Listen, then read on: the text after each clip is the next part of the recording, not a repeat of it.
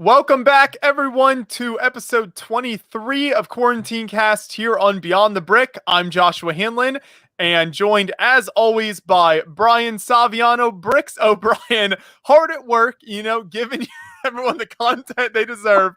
And we've got Matt, the Brick Whiz, with us today as well. What's so we'll up? be building and chatting all sorts of stuff related to Lego today. Let's jump on into it.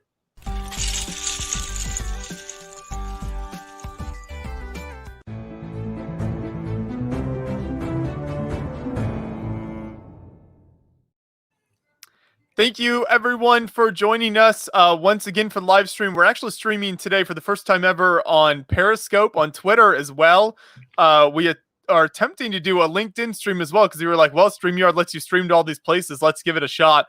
But I just got an alert that you have to be approved for live streams or something on LinkedIn. So for all of our many LinkedIn followers, you might not be seeing the stream today. You'll have to check it out on a different platform. We'll see if that ends up working or not. But it is great to have everyone with us. So I will be building, if we can pull up the build cam here, I've got Trafalgar Square architecture set. This arrived in the mail recently. I've been looking forward to this. Very, very cool location to walk around and visit. It's always fun to check out everything going on there when you're in London. So lots of cool stuff happening there. Brian, besides the normal Duncan sponsorship, do you have any other plans for us today? In terms of building, maybe I'll build myself a career path for life. Wow, that's a big ask. How about you, Matt? Anything in particular? We got some of the coveted 501st battle packs here. Going to be taking a look at that. No, hold on. No, not one of. How many you got there, Maddie? I said a couple. We don't need to dive more. How many is a couple? A couple is two. We got four. Okay. That's fine. That's an average number. You got a quartet of battle packs there. All right. Yeah. Nothing wrong with that. Average number. Hey, there's Kirk. Just in time, we got Vision joining us as well. Anything special for us today, Vision, or are you just going to eat on stream like Brian? I have a set I can build or two. Yeah, I got something over here. Hold up. Like you're not going to say what it is? Tell the people. I got a set. I'm not going to tell you what it is. I'm a shower, not a sayer. I'm a shower, not a sayer. Okay, give me a second. Well, you have to bear with Kirk. He doesn't live stream very often. Kirk Wilson, man of mystery. I'm gonna crack open this Trafalgar Square here while we're waiting. Cut the tape.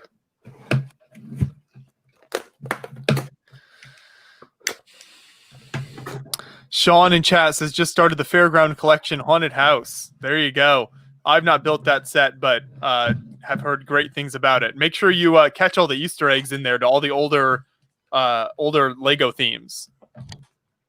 That one took me about 6.5 hours, I think. A while. Question of the day: what's the last Lego set you built? Is that John trying to get more engagement on these live streams? John is getting fancy today. Wow. God, the ticker. He's trying to get the engagement. He's seen too many of your streams, Brian. He's like, that's the way to go. Well, I put my patrons down there because I want to thank my patrons for all that I do. So that's we don't want to thank anyone. No. Nobody's worth thanking. Nobody's worth thanking. full transparency, everybody. I forgot my straw in the car. I am stirring my Dunkin' iced coffee with a knife. That's how this Tuesday's going. Just when you thought Bricks O'Brien couldn't sink any lower, he grabs a knife to stir his Dunkin' iced coffee. Brian, this is your 23rd episode? Yeah. Just checking. I'm sorry. How many subscribers does Beyond the Brick have? How many? We just passed 800,000, and they're all in it for this right here. It's fine. Hey, if they can deal with Andres and the Big Apple, they can deal with this. That's exactly right. It's fine. This is the bar quality. Listen, I thought this podcast would go on for like 3 months. It's gone on for far too long. Far longer than any of us wanted it to. So the bar just keeps getting lowered every single time. It's so true. Well, conventions aren't coming back anytime soon, so nope. if the ship's going down, we might as well make it entertaining. Salute. No, but for a build today, I ended up picking up Hedwig. So I have Hedwig behind Togepi over here. So that's going to be my build for the day. All right. I have 3 choices here.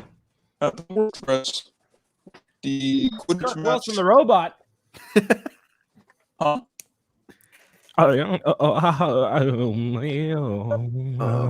Let's go internet. Oh, This is called my drive. It's like an auto-tune version of Vision Bricks, right out of the 80s. Brian, still no 501st Battle Pack yet? I went to the Lego store and they didn't have it. They did have that Ahsoka one. What's that called? The AAT? Yeah, that one. And you didn't pick it up? No, I don't care about Ahsoka yet. I got to watch Mandalorian season 2. Then I'll care. What? I'm not a Clone Wars guy. Oh, So no, I didn't get the 501st. What's the actual name of it again? The 501st Legion. 501st Legion Clone Troopers.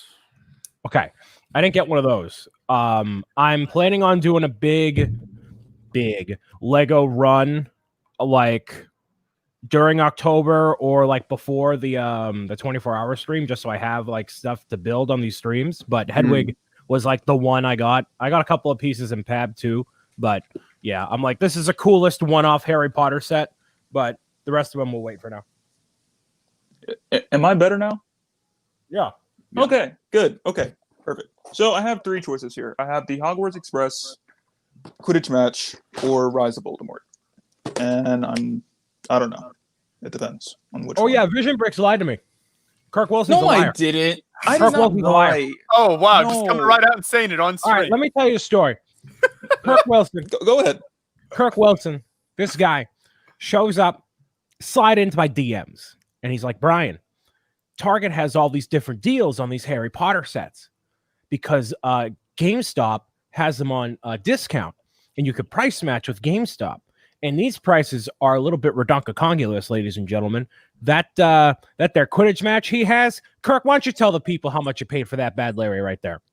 $12. Okay, $12. That's a $40 MSRP set. Now, your boy Brian Staviano has way more Lego than he needs. But when I see that there's a deal, and you got to go and get out the deal. So when I go to Target, I see the Quidditch match. There's the what's the name of the Bobaton carriage? I think it's called something like that.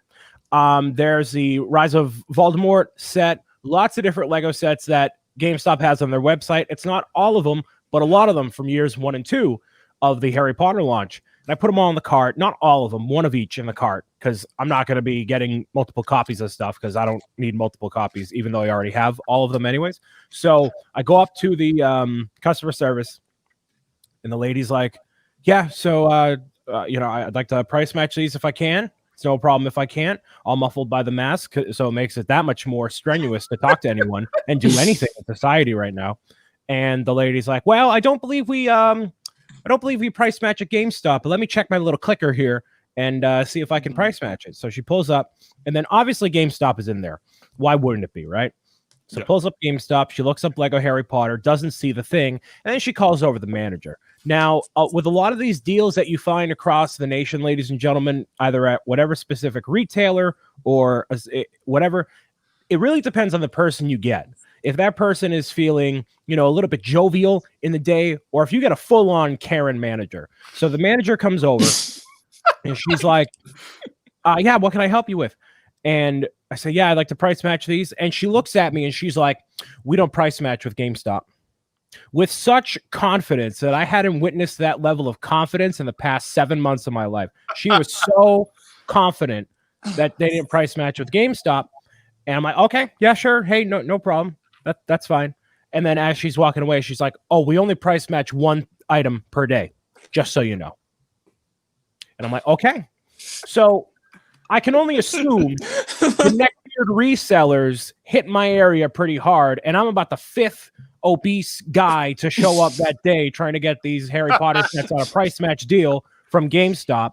And it turns out not only Kirk proved via his receipt that this deal worked over by his part of Jersey, I had somebody else message me It's with North a plethora of Carolina, Lego Brian, Harry Potter not sets. Jersey. Okay, so there's Somebody bought 5 of each of these Harry Potter sets, and he's like, "Oh, Brian, you didn't get this deal. What's wrong with it?" And he shows me, bam, there's 5 of everything, and I'm like, "Are you kidding me?"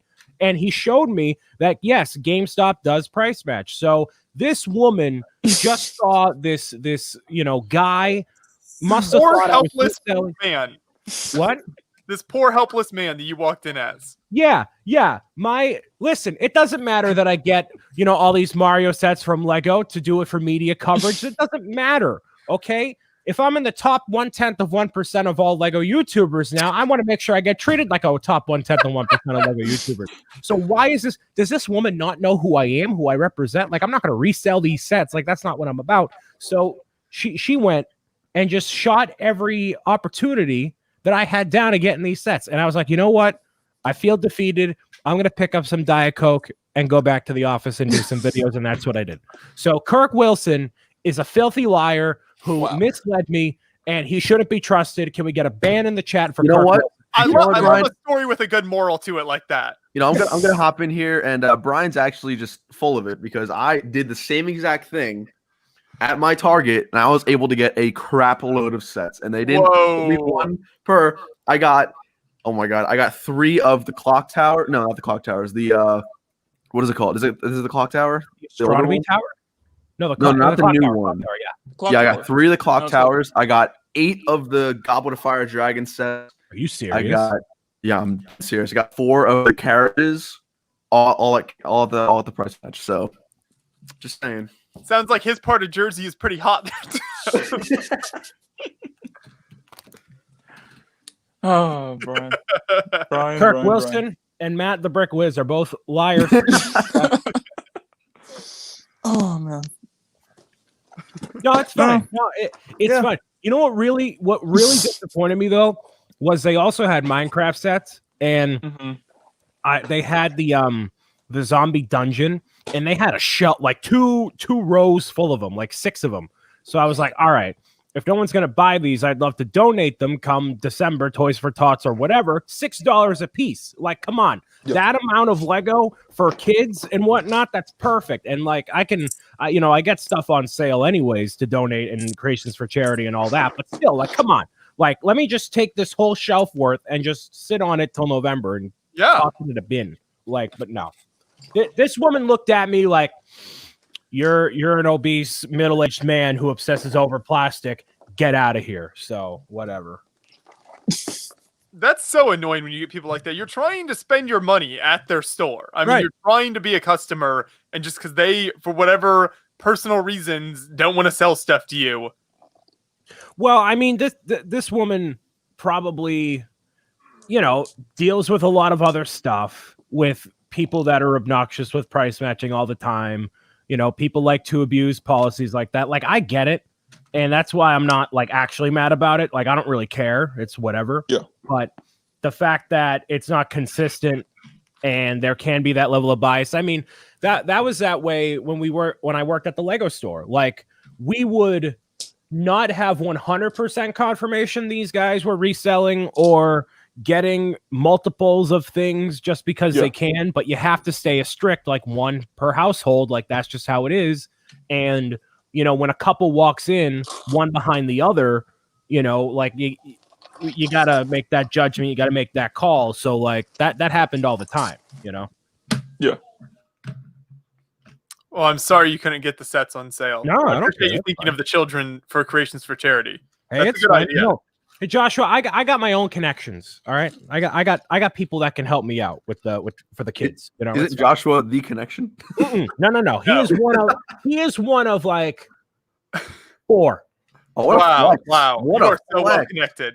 Dan. Joshua's like the lowest on the totem pole. Oh wow! That's just how most people think of me that way. You should keep that in mind when the next wave of Super Mario sets come out. Hey, you shut your mouth. That whole wave of Star Wars sets coming out next might just find its way into Matt's hands instead of yours, Brian. Now the next wave of Star Wars sets. You're acting like I care. Let him have all of it. Jeez. Let him have all of it. Before we delve into more nonsense, I would like to publicly thank the two gentlemen that run Beyond the Brick, because I opened my mail the other day, and ladies and gentlemen, every time that you super chat any amount, that goes into a food fund for your boy Bricks O'Brien.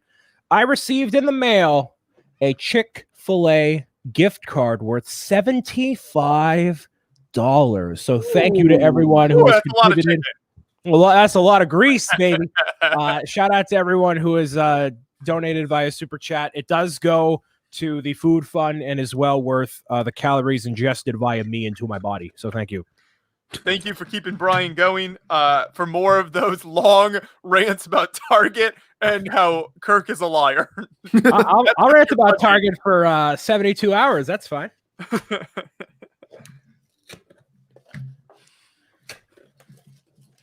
I go into Target so rarely, like maybe once every couple of years or something. I have one near like all the other stores around here. I just never go to Target for some reason. I never grew up going there, so it's just not. But what's the overall go-to store?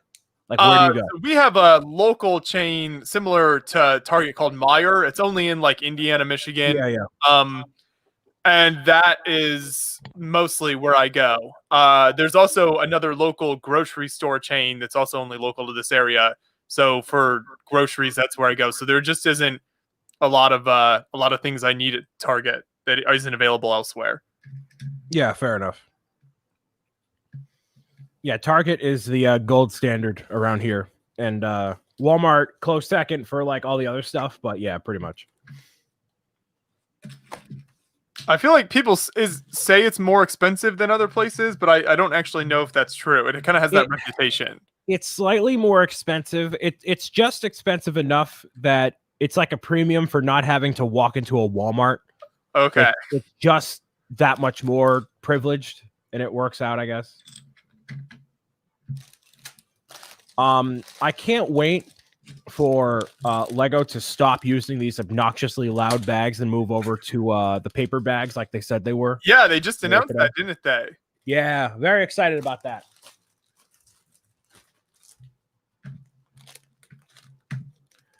Because what? Go ahead. Man. Oh, when you think about it, like you don't need to see what's in these bags. You know it's bag one, so why does it need to be this, clear, loud plastic? Exactly right. Yeah, it'll make live streaming so much easier, and it'll make saving the environment that much easier. Tom in chat says Meijer is a beast. We get lots of Hot Wheels there. Yep. No, Meijer has been my go-to store for most of my life. They have really good. They'll have really good Lego sales as well because they do this thing where it's they'll have like sets on sale, and then they also do just general like 15% off general merchandise like across the store. And so when you can combine all that stuff up, you can get really good deals.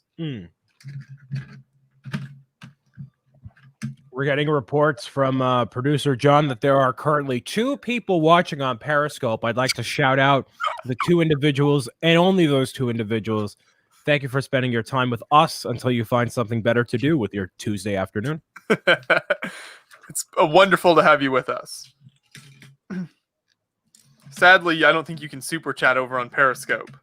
No, so if you want to just give me your money directly, you can go through the Beyond the Brick PayPal address, whatever you need. Brian's P.O. box is in the description of this video, so you can go over and send large packages of money to that address. Well, large packages of money, yes. Do not send me pop figures, Lego, none of that. I don't want. Wow, you don't want Lego from people? No, I don't. Because what's going to happen is somebody's going to send me like a pile of brown bricks and be like, Brian, this is what I think your content, and I'm going to be all upset. Man, that's a good idea. I might go do that now. That's oddly specific. Do you have an experience with that in the past? No, it's what I've dreaded, and people have sent. So, like, somebody sent me a Squirtle pop figure one time, and like, that's not something I desired. That's not something that I have the space for. So, like, to prevent everyone from sending me stuff, unless I don't know, I always say, do not send me stuff ever. Like, just blanket statement. So that way I don't get stuff. And I tried telling Joshua that too, but then more stuff keeps cutting. He's like, "Oh, this thing, Brian." I'm like, "All right, I guess I told you not to." Okay. All right. Oh man, I just find just the worst garbage and get it sent straight to your door. I really do. It's the best garbage. Hey, you want more of these Mario sets, Brian? No. All right. Here we go for this thing, for that thing. My sealed collection is coming along very nicely. I'm very happy about that. So Matt, are you building all of those battle packs for a reason? Like, are you going to then use the parts and minifigs for a build, or? I'm opening all of them for the minifigures right now, just for builds coming up in the future. But the parts, I'm either gonna just store them into my own collection or try and get rid of them, because it's just after I think I've opened like 20 of these, so I just have parts like out the wazoo. So I don't know what I'm doing with them yet, but minifigures are the main priority right now. Gotcha. Getting all these guys out. So are like mad people selling them on Bricklink, like all the same parts, because they're just parting out the packs? I mean, I don't know. I don't sell parts on Bricklinks, but I would expect that the average price of the piece like went down just because there's so many now. So I mean, that would make sense. Absolutely.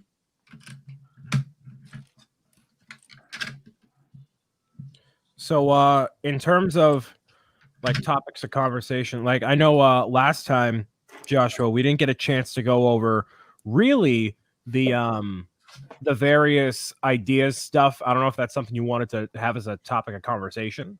Yeah, no, I think it's good to have an ongoing, discussion about that, because obviously, the platform is just blowing up so much. So I think it is interesting to get people's different takes on it, and just, thoughts on what Lego could do to change that up, or what might happen in the future as ideas continues to evolve, because there's just so many projects. It's crazy. Yeah, and I know when we had Sam on, we didn't get a chance to talk like super in depth about it because we were asking him so many other questions. But I had thoughts on a lot of the ideas projects. If that was something that any of the rest of you had strong opinions on, if you wanted to, I don't know, bring it all. You mean the ones that are like in the current review, or? Yes, the one the review phase just ended and that will be revealed early next year. Maybe producer John can pull up an article from somewhere with photos, possibly from Zazumgabot. He probably has some good photos of the projects. Got to make that one-off video content, John. You know how it is. But yeah, that's definitely, once John pulls that up, we can take a look at it. But before we launch into that, are there any initial thoughts on what ideas might change up to I guess either make more sets, raise the threshold for how many votes, anything along those lines? I don't think that anything pertaining to the 10,000 vote moniker is going to change, because that's still a substantial amount of people, and prolonging that process doesn't really change anything, because 10,000 people is enough to know that there's interest in the set anyways to actually get it made. So why make it harder for people to actually do it? And even if, there are more projects that are popping up constantly, like that doesn't mean all the projects are going to be good from the get-go anyways, that are going to be suitable as a Lego set. So I don't think it hurts a lot of people's chances to get a project approved necessarily. So it's just a matter of finding still the right projects for what it is and making a decision from there. Yeah, that was my thought as well. I really don't think raising the number of votes needed would help, because if something gets to 10,000 votes, it's going to hit, 15 or 20,000 probably as well. I think it would just keep going. Yeah. So I mean, unless they raised it to like, I don't know, something crazy high, then maybe you would start to lose it. But I don't know if they wanted to go so high that it makes it super hard to achieve for people. Right. What was the average amount of projects that you would get usually the 10,000 mark before this record-setting wave? Do you guys know? So last time it was like 21, and before that it was 15-ish. It was running like 10 to 15 for most of the reviews until these last two. The last two just like completely blew up. Gotcha. Now there's literally a new project every week hitting 10,000. So And a lot of these, as we probably go through this list here, a lot of them are legacy ideas that have been on there that have just accumulated 10,000 over time. Not a lot of them have been the super hot thing and then took off like lightning. So it's a combination of both things, I think, that are hitting at the same time. But there's a lot of solid ideas here that, some I think work better than others. I have my own personal biases that y'all can probably decipher based on how I've talked about the projects in the past. Avatar. But we'll go through the list of all the different ones and, see which ones we personally think, not that we know anything because we don't at all, what would get through and what wouldn't. That's a very cool building right there. I feel like modular style buildings, though, I don't know, will they ever make that with ideas? Because yeah, so let's scroll back up. We'll build up to this. Wow, okay, yeah, we'll build up. All right, we got time to kill. All right, starting right off the bat with this mountain windmill. That's a cool kind of original. It looks like something out of Breath of the Wild, doesn't it, Brian? It reminds me of the stables. Yes, absolutely. This looks like it could be from like Hateno Village or something like that. A really cool idea that in its own right would work and be really cool. I don't know if that would hold up compared to some of the other creations that are on here, but it draws a fine line between this is a really intricate, cool, large-scale mock, and would this be an appropriate Lego idea set? I don't know if it is an appropriate idea set, but it is a good mock. Community, you've always got your classic sitcom mix-ins with every review period. Yep. There's not a lot to say about them. I mean, they're always like very accurate to the shows they represent. So I mean, the builders do a good job, but there's not a whole lot to say about it because it's just based on the show. So everyone's pretty familiar with it. Yeah, Community is a show that has been, very popular with people, but it's not currently on, and it doesn't stand the test of time in the same way that Big Bang Theory and Seinfeld does. So I think for that, this might lose out compared to some of the other projects, but it's still a good show, very funny. But I don't know if now with Seinfeld being approved on top of all the other ones coming to fruition, I don't know if people are starting to get burned out on the sitcom idea set, I would think not. I think because each of these sitcoms kind of have their own audience, so as they release a new one, I think you bring in just a whole new group of people that are the major fans of those things. True. So this one's Lego Hero Quest. This one is based off of an actual board game, not an original Lego board game. So that's important to know. Like Hero Quest is apparently a thing. Unfortunately, I'm not familiar. But with this, Lego has tried board games time and time again, and the only things that work are like chess and checkers because learning a whole new game card system is, not something people typically want to do. And then you have to deal with the rights to this. So why wouldn't Lego just make their own board game, Lego game again? But they already did. So I don't know. Yeah, those the board games never really went far for. I mean, they did. I mean, they had those games going for several years. A while back, the Heroica and all of those different right. board games. But I don't know. I guess it never seemed to really totally take off because a lot of them didn't do very well, and I remember them being on sale a lot. Yeah, so I don't know if that would change now. It's a cool idea, but I don't know.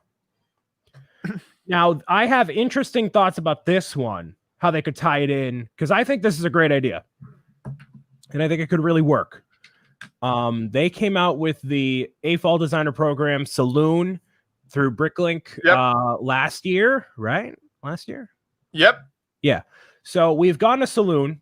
So in terms of the Lego ideas, I don't think we would see a saloon, but I think we could see something like a sheriff's office, a bank, whatever, Western set.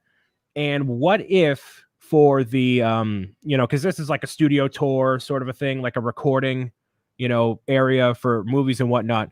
What if they somehow tied that into the idea that Lego is in cahoots with Universal, and they could do like a Universal Studios backlot tour themed set where they're recording the movie. There's, tourists watching that. Like that could be a way to tie in a license to get them on board for it.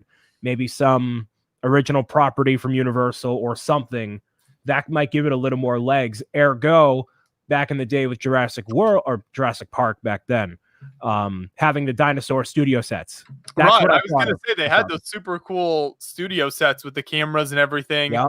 Yeah, I love this. It combines, the movie idea with awesome Western stuff. So this would be just such a unique, I think, cool idea. Something that's like the types of things that I think Ideas is perfect for, really original, different ideas that Lego is not currently doing. So yeah, this would be really cool. I think they could definitely turn this into a cool set. Yeah, that's what I thought of when I saw that. So whether they do that or not, it'd be cool to see. So that gets my stamp of approval for sure. So this is like what number Up House? Yeah, we've seen these on Ideas before, right? That they Yeah. The issue always is the balloons. How do you pull that off? Because those balloons don't look accurate to the movie, and there's like there's like hundreds of balloons, So I don't know how they could pull off the balloons in an Up House set and make it look decent and not have the building experience be just repetitive throughout the whole thing.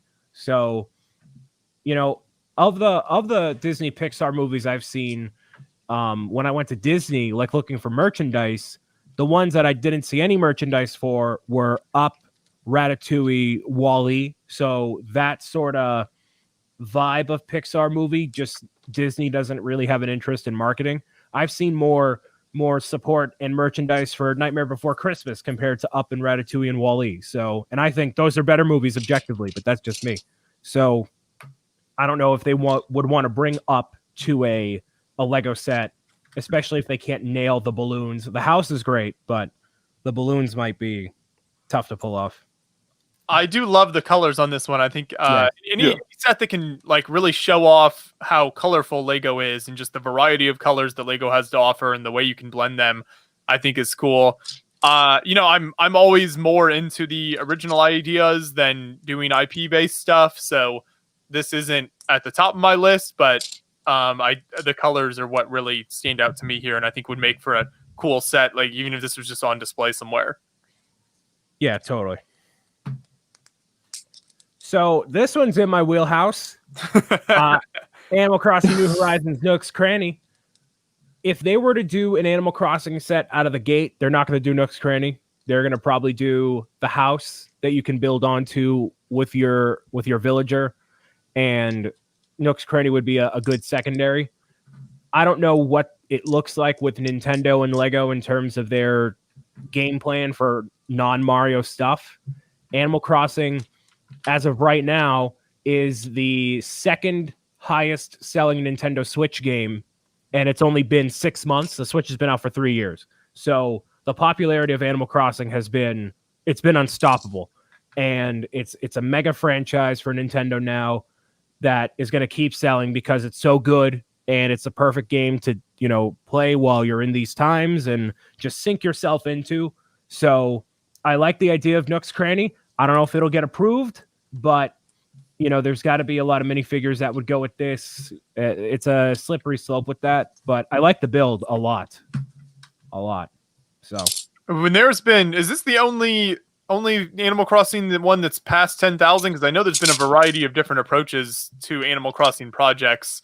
Tiago, who we've had on different streams in the past, I know has a project out there, and he's continued to update it with different designs and stuff. His is not at 10,000 yet. Yeah, I don't know if there's been other ones, but I think this is the best Nook's Cranny that I've seen, mock or Lego Ideas or otherwise. So it's a good build. I don't really have an opinion on like the various cars that pop through Lego Ideas. I don't know how you guys feel about like this. Kind of falls into like the same idea with the various modular-esque buildings that Lego already has a line like this. So why would they make a Ideas set of it? No, I don't know if that would work. I mean, it's cool. It's very cool. But the only thing that's come close to like a modular getting approved was the fishing store, but that's not a modular. It's just a big building. So I think for that sake, they wouldn't do a car because Lego already has their own, scaled car line. So cool build though.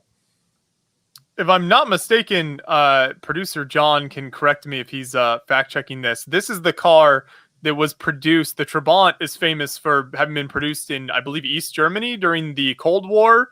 They were like notoriously awful cars because they put very little effort into them. There was like no creature comforts inside at all.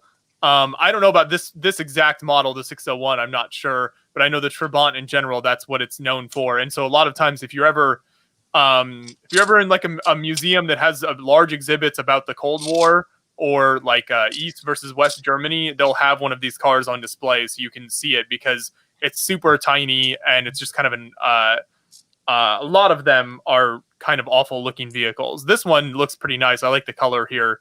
Yeah.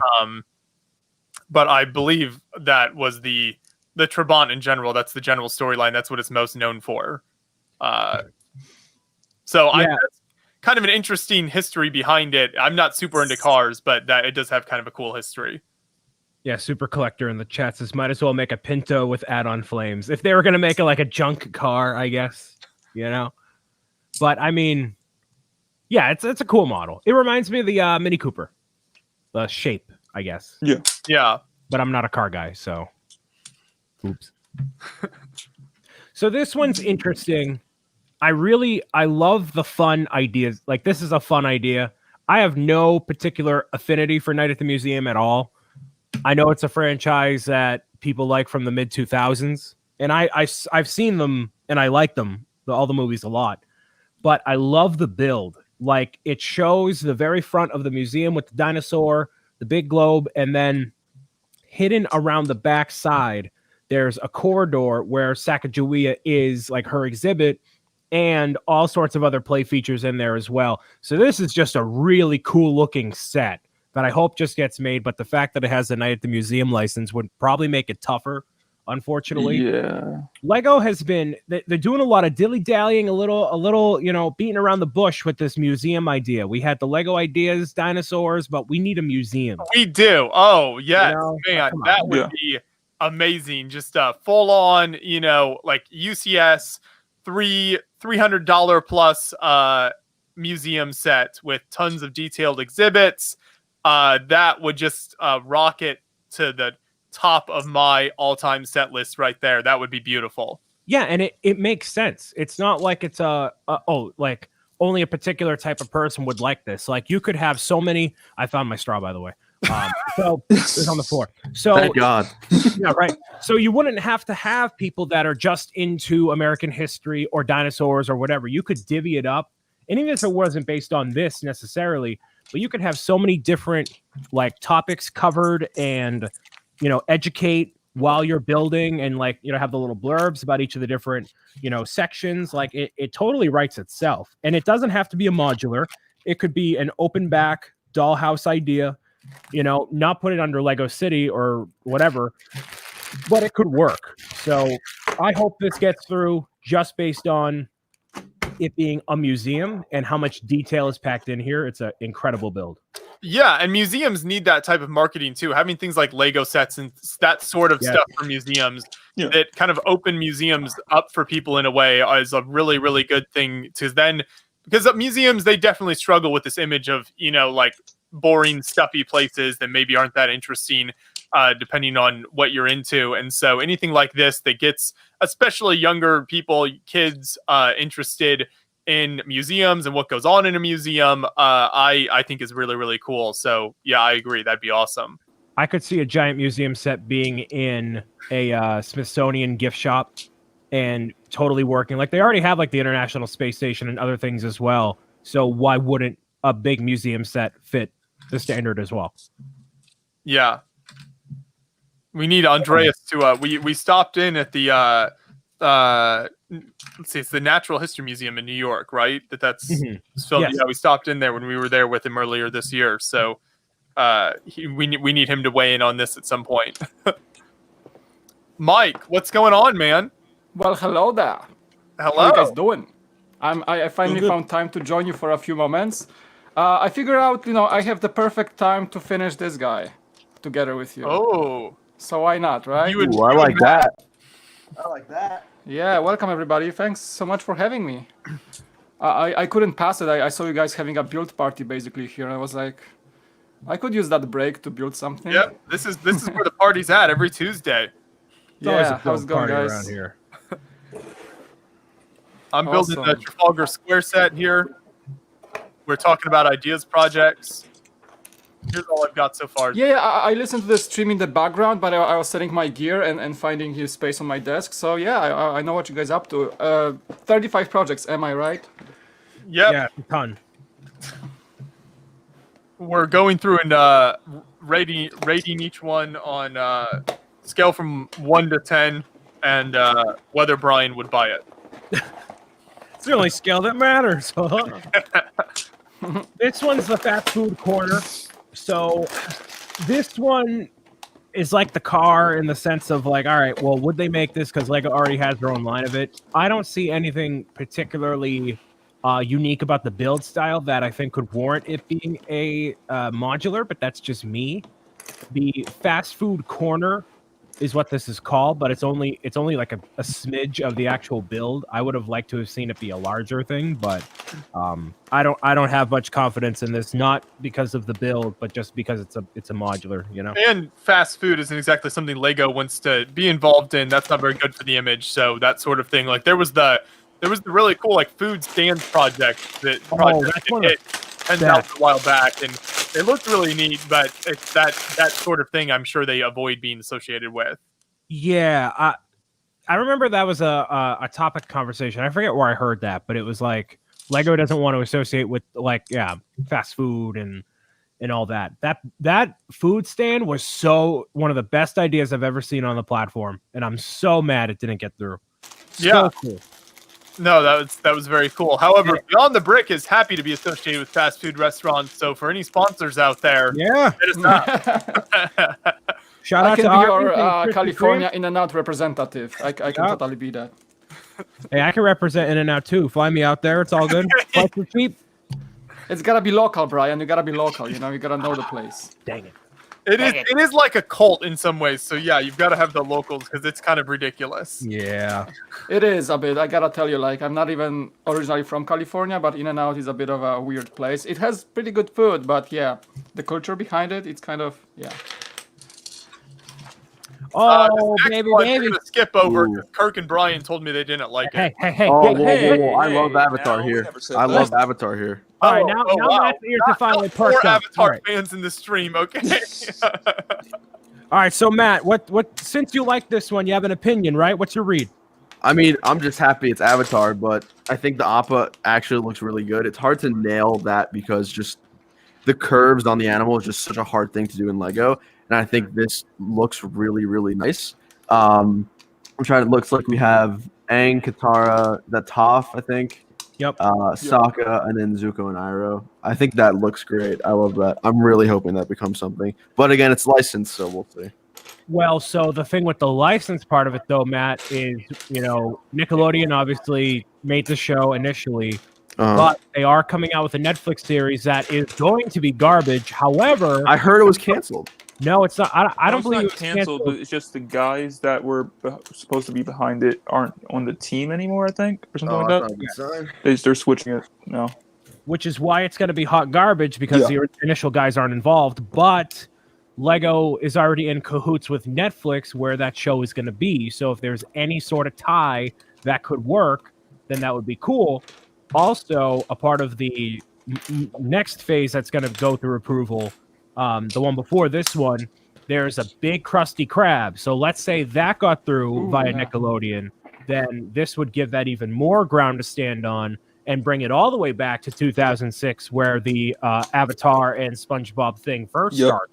So please no SpongeBob. Just, I mean, really. What are you talking there's about? So many amazing original ideas out there, and they're going to do a SpongeBob Hey, set. hey, you keep quiet. No. Keep quiet. All right. So I have every. I hope that this gets through. Back in the day when the initial Avatar sets came out, you had these two sets of the temple and the boat, which are whatever. But Appa would have been the clear third set that never came out, and the show is still incredibly popular with kids, kids in general, and with people like that are our age, as well, with the revival of interest in it. So just make it. It's one set. Come on. And for anyone that's like, Avatar's too obscure, they're not going to do this. They made a Tron Legacy set. All right. So take that to the bank and give me an Avatar set. All right. You guys know we have the power to mute Brian, right? Yeah. Well, they're not. Yeah. I can't be censored, Mike. Can't be censored. Can't. Oh, there you go. Peace and quiet. Oh my gosh. We can lip sync. How about we lip sync right now? Man, we need to do that way more often. It's I so want calming. In and Out. He said I want In and Out. No, I actually said I love Star Wars with all my heart, but you didn't hear me, so I guess I guess not.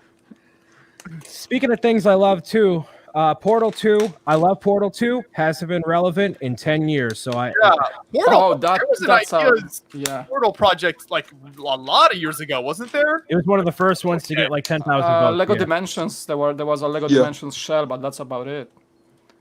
Yeah, I don't think this is gonna work, but I'd love to see it. We already got Dimensions. A great set though. I would love to have something from Half-Life, but Portal is close enough. Yeah, right, exactly. Rest in peace, Portal, my sweet prince, unfortunately. Mike, you got opinions on these? These are cars. You like cars? Talk about cars, Mike. Tesla? Anybody? That's the only car I know anything about, honestly. All right, so these cars have 4 wheels apiece. They are the BMW M1. It has wheels. It's white and blue and light blue, and it has wheels. I can tell that. That's about it. Man. No, I mean it's they're cars. I don't know. I would say it's for like car history nerds a bit, because the BMW M1, I think that's the M1, the rally one. It has some history in like rallycross, I believe, but that's about all I know. So it's a very specific car for a specific group of people. You did know about cars. Something, yeah. There you go. Kind of rings the bell, yeah. Yeah, I no other opinions, I don't think, from anyone else either, unfortunately. Look, the only car or cars that I care about right now are going to be Kit from Knight Rider. Don't say it. I have to. Kit from Knight Rider in the Chitty Chitty Bang Bang car. That's the Okay. only. Chitty Bang Bang. Yes, I was all in on that idea. Those are the only ones I care about right now. And you I guys know hope there's those get a heavy rumor of a creator Ecto One. All these kids on Yes. Instagram talking about this nonsense. Yeah, Mike. these Instagram kids need to stop. Don't do that to me. No, just stop. Messing with Kirk's emotions. Can't mess with him like that. Yes. Don't. Please don't re-release things, Lego. Like, what do you mean with it? It's already too late for that. They love re-releasing sets. True. As a Star Wars fan, he knows. It's so old sometimes. It's like, come on. I mean, there are so many creative people that work at Lego, so many creative ideas out there with the Ideas platform and what designers think up. I mean, it's just ridiculous. Well, if anybody saw the 2021 rumors for Star Wars sets, you'll know exactly That's what a different game I'm portion of going the to. show. How about we make That 2 was extra fucking X-Wings in different scales? Yay! At least I have my I know what final we're gonna first do. battle An pack. X-Wing. Nobody has made an X-Wing before. Wait, is this a re-release? I think it's scaled down. They say they're gonna scale down things, and that means more X-Wings. I have no idea. Hey, this looks okay. It's a boat. This is amazing. This set right here is fantastic and will look incredible on display. Yeah. It has zero chance of being made, though. Why At do you least say that? in that capacity, there's no way. We just had the Barracuda Bay. Yeah. While we're showing this beautiful warship, I'm going to take a moment to show off this incredible photo of Admiral Nelson on the top of his column here in Trafalgar Square. Hey, Shout out to my boy, Horatio Nelson right there. My boy. your boy. That's your boy. You notice he's missing his arm, so he's got just the sleeve tucked in there. He lost an arm in battle. What a guy. Apologies to any French viewers out there. Joshua is a proud father right now.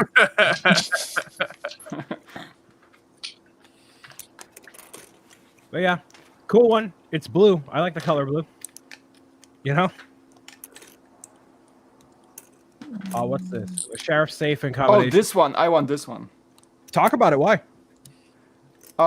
Did you see the mechanism? It has actually, you can build multiple different combinations of the lock, and you can actually have a secret combination that will actually unlock the safe. Oh, that's cool. So it's actually working lock. So I think like from functionality and just idea perspective, this is like a pure idea set. Yeah, I like it. I don't know if it needs to be the theme of a like a sheriff safe. I don't think that necessarily needs to happen, but the idea behind it being like a safe with a combination lock is very interesting and very cool. So I'm down for it. It could go well with the Western film set. Yes. Oh yeah. Exactly. Yeah, that's it. Shout out to Daddy approaching once again. Oh, no. I appreciate your support. Ooh, $10. Daddy. Thank you. LME Toys, building your mind one brick at a time. And you know it's serious with Esh Daddy when I don't even need to look at the screen to read it off. Thank you, Daddy. So good at the ad reads, Brian. Yeah. So if anyone else that isn't LME Toys wants to hop on through with that sponsorship money, go for it. I'm here. This one I have no idea what it is. No one does. And unfortunately, I don't know either. with where this is popular, I believe it's in South America. This Yes. is where it's a popular show. It's I think Peru. Sure. Unfortunately, if it doesn't pertain to, if it's not relatable to America, Europe, or China, the chances of it being made plummet to almost zero. So I don't think this has any chance just from that standpoint, unfortunately. Yeah. That's just that. All right, well, there we go. With this one, Southwest Airlines, I think we're due for a big plane model, but I don't know about a Southwest one specifically. Yeah. Shout out to Big Planes. We've featured his stuff a whole bunch of times on the channel. He does some really, really incredible models. He also has his own YouTube channel you should definitely check out if you search Big Planes. His work is really fantastic. Yeah, it's cool. It's a great model. I'm sure they could apply that licensing to any, airline, but I don't know. I love hate- the colors. Southwest colors, they're really cool. Yeah. It really pops compared to a lot of planes. This is definitely a much more interesting looking plane than a lot of airlines. Totally, yeah. I don't know if because I think the Southwest on there is like printed, so that's a lot of printed pieces too. I don't know if that'll work, but yeah, it's a cool build. Yeah. This is apparently based on a movie. I didn't know that. It's originally a book, though, right? Yeah. I believe so. I think by Terry Pratchett, I think is the author. Oh yeah, that's a Discord from Terry Pratchett. It's a series of books. I mean, I read a few of them. It's a pretty cool lore. It's like a comedic fantasy lore from back in the day. A bunch of books, like triple times as big as any, for example, Harry Potter lore. And that's like the story is that the world in the books is basically a disc carried by 4 elephants by a space turtle. It's all it is. It's like that crazy, yeah. So Interesting. I don't know if that'll be relevant to people today, but it's cool. but there is a massive fandom of Terry Pratchett's work, so Yeah. might be a good appeal actually.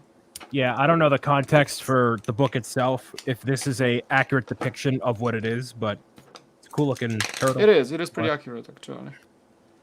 Cool. I want this one to get made. Yes, this is very cool. I interviewed this builder on the Idea Spotlight a while back, and he's had several different projects. This is one of them, and I really love this. I think this is, again, an original idea, something that's very feasible, has a really broad interest. I think would make for a great project and a great official set. Yeah, the fact that you can change out all the different seasons and the day. And not only that, but you can do it easily. And it looks like a very elegant set piece. If you had it in your house, that would be another key selling point. A lot of these Lego idea sets are marketed toward adults, and they have those product images of like we were talking about with Kevin Hinkle before. We know you're busy, but take some time building for yourself. This is one of those sets that they could have on the glass end table in the living room as a focal point when next to the grand piano, crumpets and stuff. So yeah, with the grand piano, like Mike said, there you go. Yeah, exactly. So totally. Yeah, I think grand piano is that epitome of like a display set for like an elegant house, and that might be it as well. Absolutely.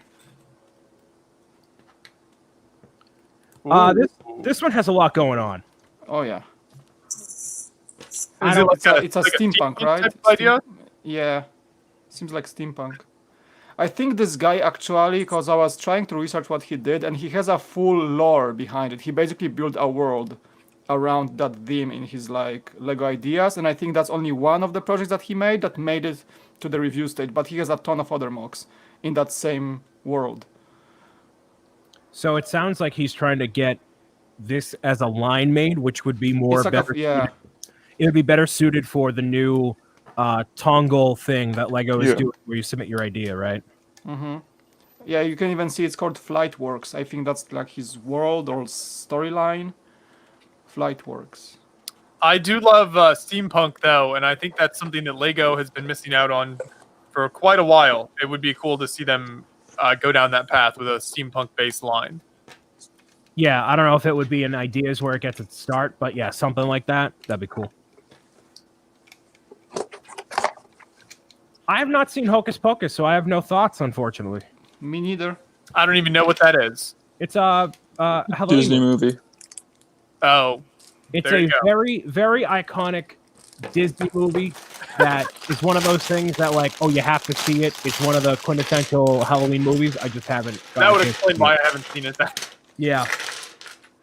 Yeah, I know it's good though, and people love it, but I got nothing. Sorry, guys. Sorry, guys. We have the Rosebud Motel here. I have no knowledge of this series or movie either, so oops. Yeah, me too. I think it's another popular sitcom, but never watched an episode of that one. Gotcha. Yep. I mean, I don't know if Lego would make a motel. That seems kind of, I don't know. And on top of that, it's just another sitcom set, which I'm kind of tired of. Yeah. To be honest. Who knows? But yeah, I don't have any sort of affinity for it out the gate. Joseph Sawada says the show's very funny. Well, there you go. If Joseph Sawada says it's funny, then it's funny. We're on 22. Oh my goodness. Take a deep breath, Brian. Deep breath. This is a gold mine. Okay. Cool. Reminds me of there is a theme park in LA called Knott's Berry Farm, and it's basically a gold mine theme park. So it's kind of like inspired, I think. I've been there like a few months ago before Corona times, but man, I missed this one somehow. There are so many great like Western related projects in this review. Man, something's got to come from all these because this is awesome. You know what this reminds me of is the so like 20 years ago there was the Legoland computer game. I don't know if any of you guys played it ever. It's like PC game. You would like build your Legoland park. It was super fun. Me and my siblings played it a lot growing up. That along with like the Lego Island games. And one of the things you could build was a ride that looked very similar to this. It was like a Western themed ride like this in the park. So that immediately gave me like flashbacks to that. But this would be really cool. Yeah, maybe. Yeah, I like it. I think we're due for another really good like fairground type thing that doesn't need to be $200 to sell.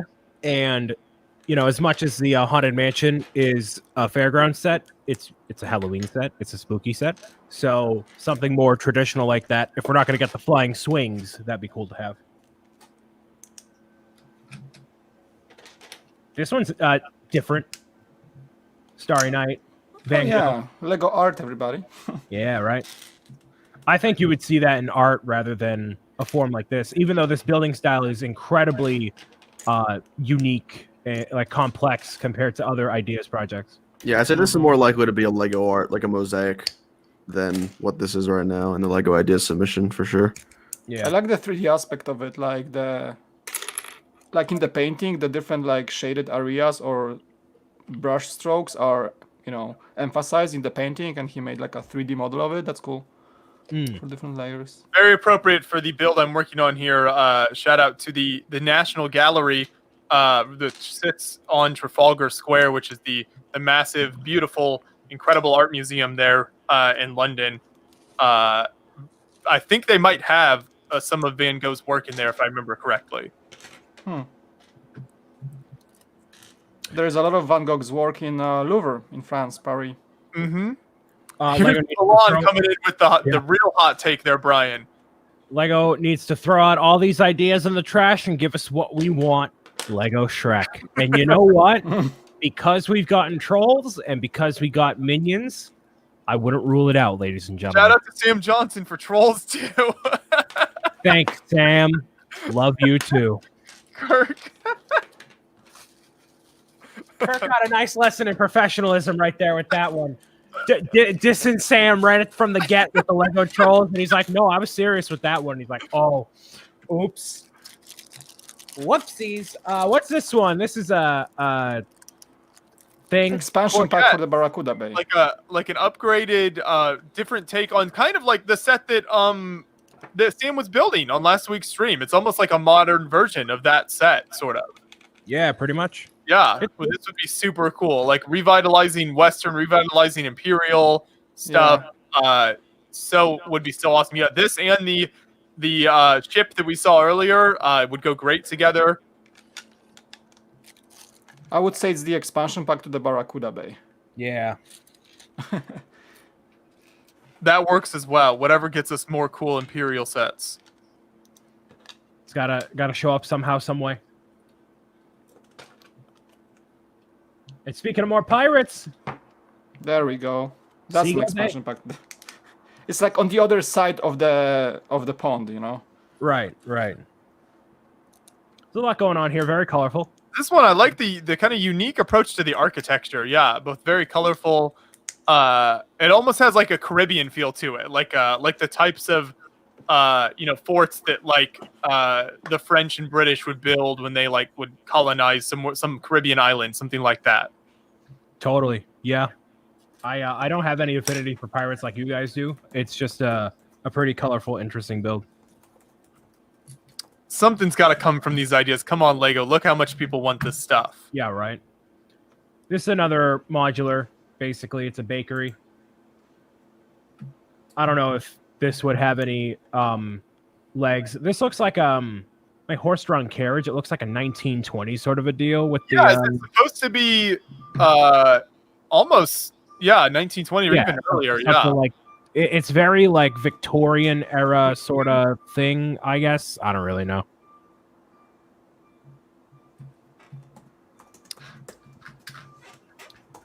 Bangladesh. Guys, give me a second. I'll be right back. Okay. Sure. Bangladesh National Parliament building. I don't know if that has any chance here. No opinion on this. It seems like kind of a cool looking building, but very niche. It's kind of back to what you were saying earlier, Brian, about how it needs to be marketed to kind of certain audiences, and I just don't think this is going to have a broad enough appeal. No, unfortunately. Apparently, Harry, sorry we're not building these sets in a quick enough time frame for you. You must be new to this program. This program involves everything except building. So sorry, sir. If you would like to see more building, you can check out Brick Wiz's streams where he builds Lego Star Wars. More Lego Star Wars than any one person will have in his collection ever. All the doggos. My issue with this is that as somebody who's worked in the Lego store, there's going to be some mother who walks in and is like, "Oh, you have the Dash Hound, you have the Boston Terrier. Why don't you have my Chihuahua?" You have to have every single dog. You gotta make sure there's you need to. So this would need to be like Go Brick Me, but for dogs. And they need to have all the different colors and all the different things because people, just like with the wedding sets, same idea. So I don't know if this would work from that standpoint. Yeah, I like it though. Very cute. Not a lot of interest. El Bricko says my issue with this is that they're not cats. And see, then you have the people that are cat people. So then you got to make a cat one after that.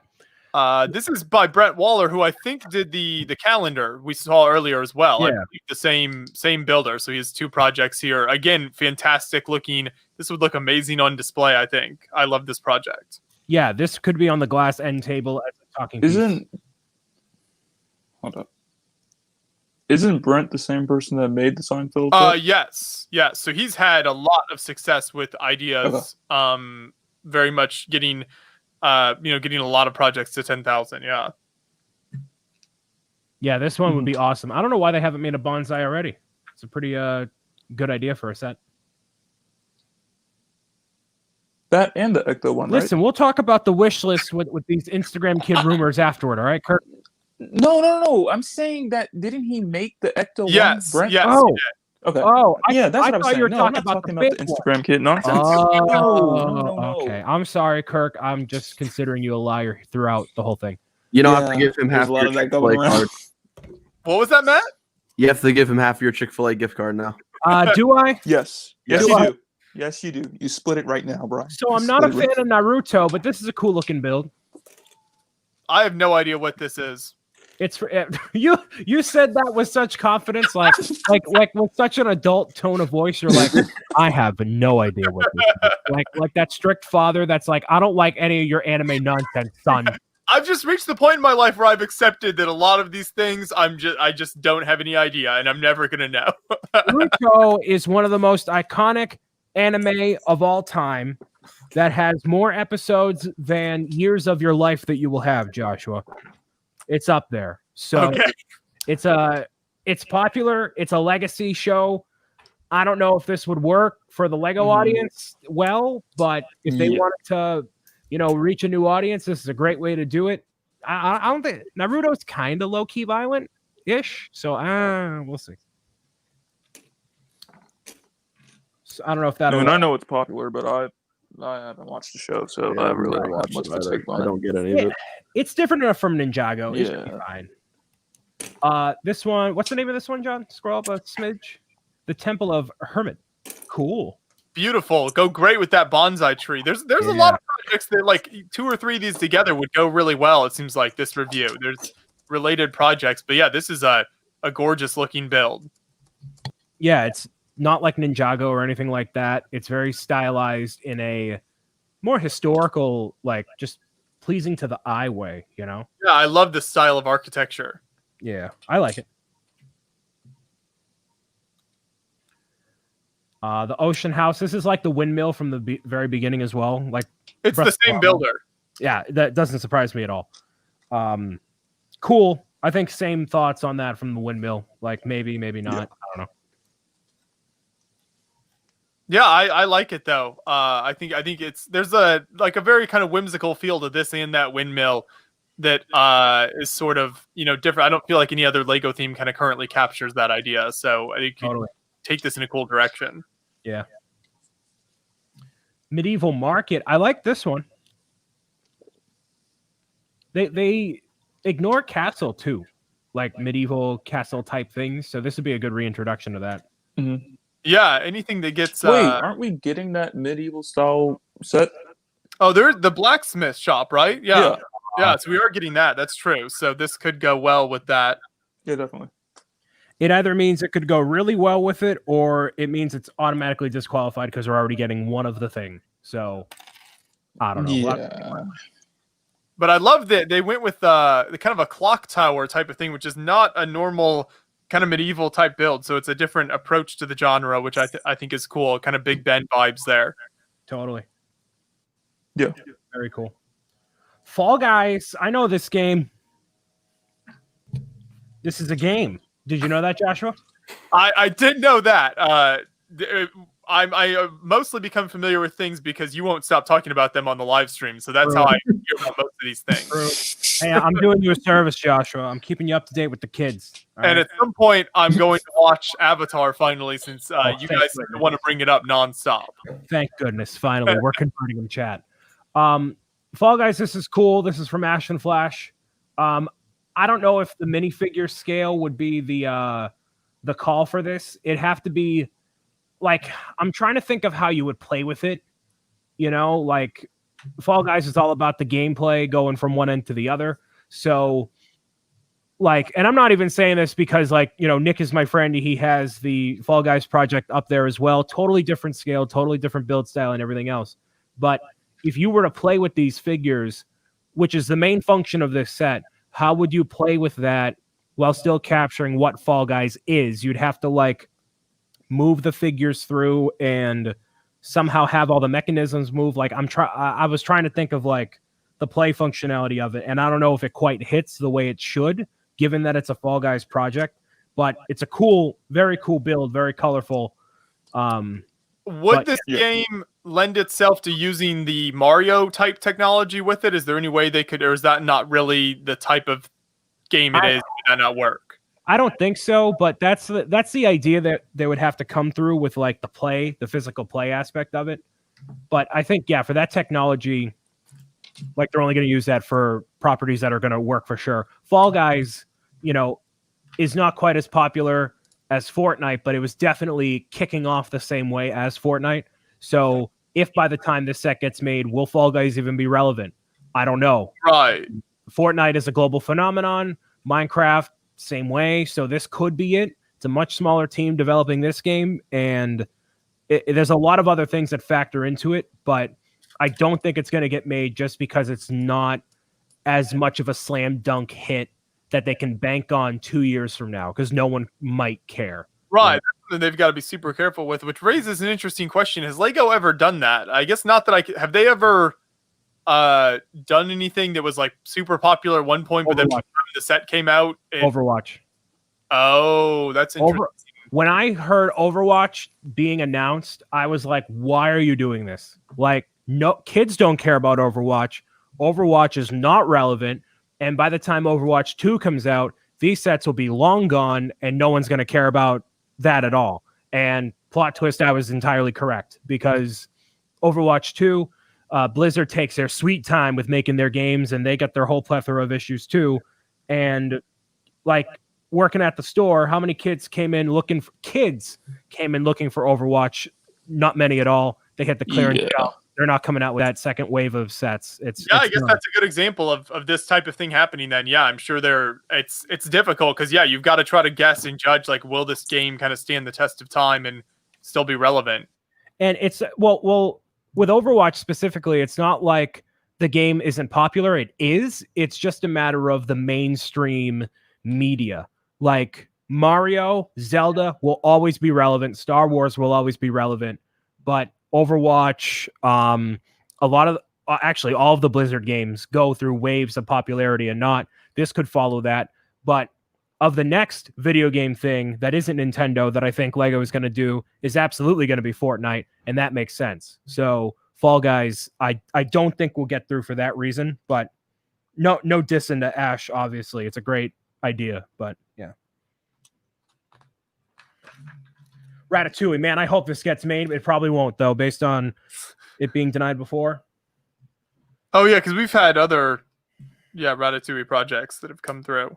Yeah, totally. I love this build. It's so fun and colorful. And shout out to Ratatouille, my second favorite Star Wars movie. But a Star Wars movie? I would love for it to be a Star Wars movie so I could care more about Star Wars. Oh, this man's called Ratatouille Star Wars. Oh, Brian, are we having another Moana situation here? We did have Is this a Coco Moana situation? oh, that hurt. That hurt. Oh man, but yeah, it's my favorite of the prequel movies, and I'm glad that Ratatouille has its a chance to potentially be a set. We'll see. Maybe if they tossed in Ahsoka Tano in this one, that might have a bit more of a selling point, but you know. I don't have any particular affinity for the movie, but I do love the architecture and like the style of building here. So I think that would just in and of itself, regardless of the IP, would make for a really cool set. Totally, yeah. And that's it. That's all she wrote. Well, how many I did? 35 ideas. Whew. Oh, baby. Sam Johnson claimed that they have enough people at Lego to spend the time to go through all of these and give them their due worth, but I really question that. It seems like I don't want to think he's lying.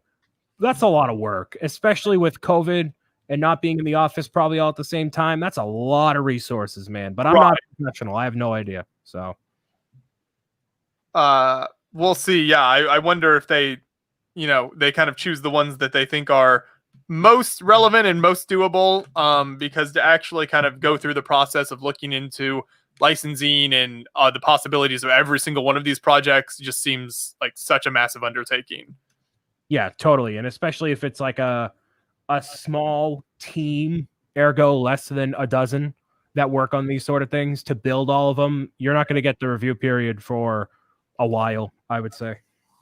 He did say, I think they're expanding the ideas team though, so which makes sense. They need to with everything going on there. So yeah, and the more people, the more that idea sets sell, the more that they can justify in Lego's set production lineup, making more of them per year. So that might not be effective for this review period necessarily. It might be, but the better they do, the more we're going to get. So who's to say we can't see 5 ideas come out of the 35, which is still a lot. That's 1 per quarter or more. So there's a lot of room to work with here still. Oh, I'm back. There we go. Hello. Mm-hmm.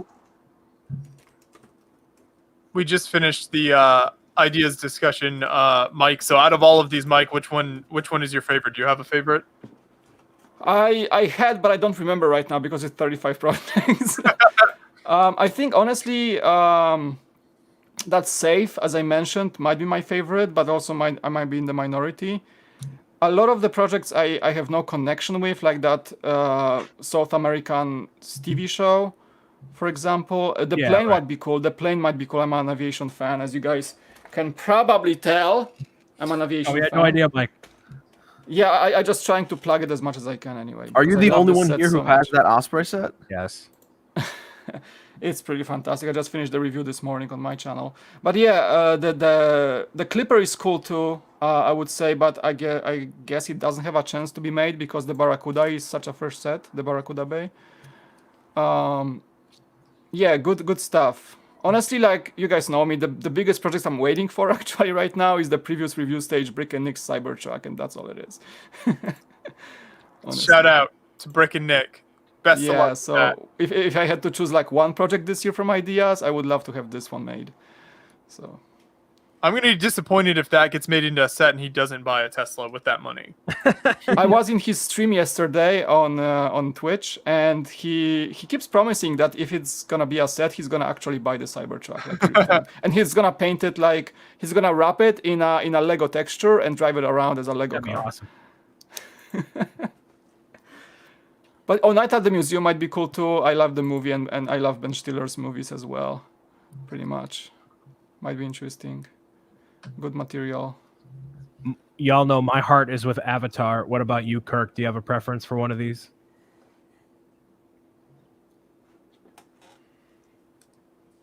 Okay, besides Avatar, I'm gonna have to say the Night at the Museum set as well because I grew up watching those movies and I loved them, so I would like to see that. And even if it wasn't Night at the Museum, I would still like it because the whole museum aspect looks pretty cool. I can't think of anything else out of that wave. I'm trying to think. The windmill does look cool. That looks cool. Yeah. I wouldn't mind. I'm getting that. I totally, like the style of that. I'm totally, for example, not behind any of the sitcom sets right now. Yeah, I haven't watched Community, so I can't say like, oh, I care about this. Community is a fantastic show, Kirk. You should watch less Avatar and more Community. I don't know if I'd say that, but both are good in their own right, Josh. If there was like one sitcom set I would like to have made is the Office, American The Office. Yeah, yeah, that yeah, definitely. Huge fan. My favorite, I don't know. I do have just a deep abiding love for museums. So the museum set would be incredible. I don't know if Night at the Museum is the best way to do that. I think, like we were saying earlier, I think just like a standalone on its own, really fantastic museum set that isn't necessarily trying to tie into an IP might be a better option. So out of all these, the Western film set one might be my favorite, because I think not only would it bring back like Western and have some really cool Western themed buildings, but then if they tie it in with the film idea, could have some like cool play features, Right. the whole like neat storyline. So that might be my favorite. I love those couple of like Imperial forts. Those are super cool. But we've had, they're similar to sets we've had in the past. I feel like this film set is a more original idea, so I think that might be my favorite. I actually missed that one when you shared that. I actually like how this looks. It reminds me of the studio sets, Right. like that whole aspect. I like it. Yeah, it does. Golden Light Pictures says, "Don't come at me, but The Office is kind of overrated." Somebody get this man Can we out get a of here. ban for my picture, please? I love it. People love to fight about The Office and whether it's like overrated or not. I don't know. That show just really gets people impassioned. Yeah. What about you, Matt? You got a favorite? Yeah, Avatar's got to be up there, man. Avatar is like there with Star Wars, Harry Potter. My childhood's three things: Harry Potter, Star Wars, and Avatar. So I'm rooting for those. But Avatar, it was only like a very short lived, right? I mean, it was 3 seasons. It was 3. Okay. Pretty decent show, yeah. It's 3 seasons and it's all quality too. So when you watch it, you'll be like, "Wow, this is really well paced." There's no filler in there. It's pretty like, on task the entire time. So it doesn't mess around. It's good stuff.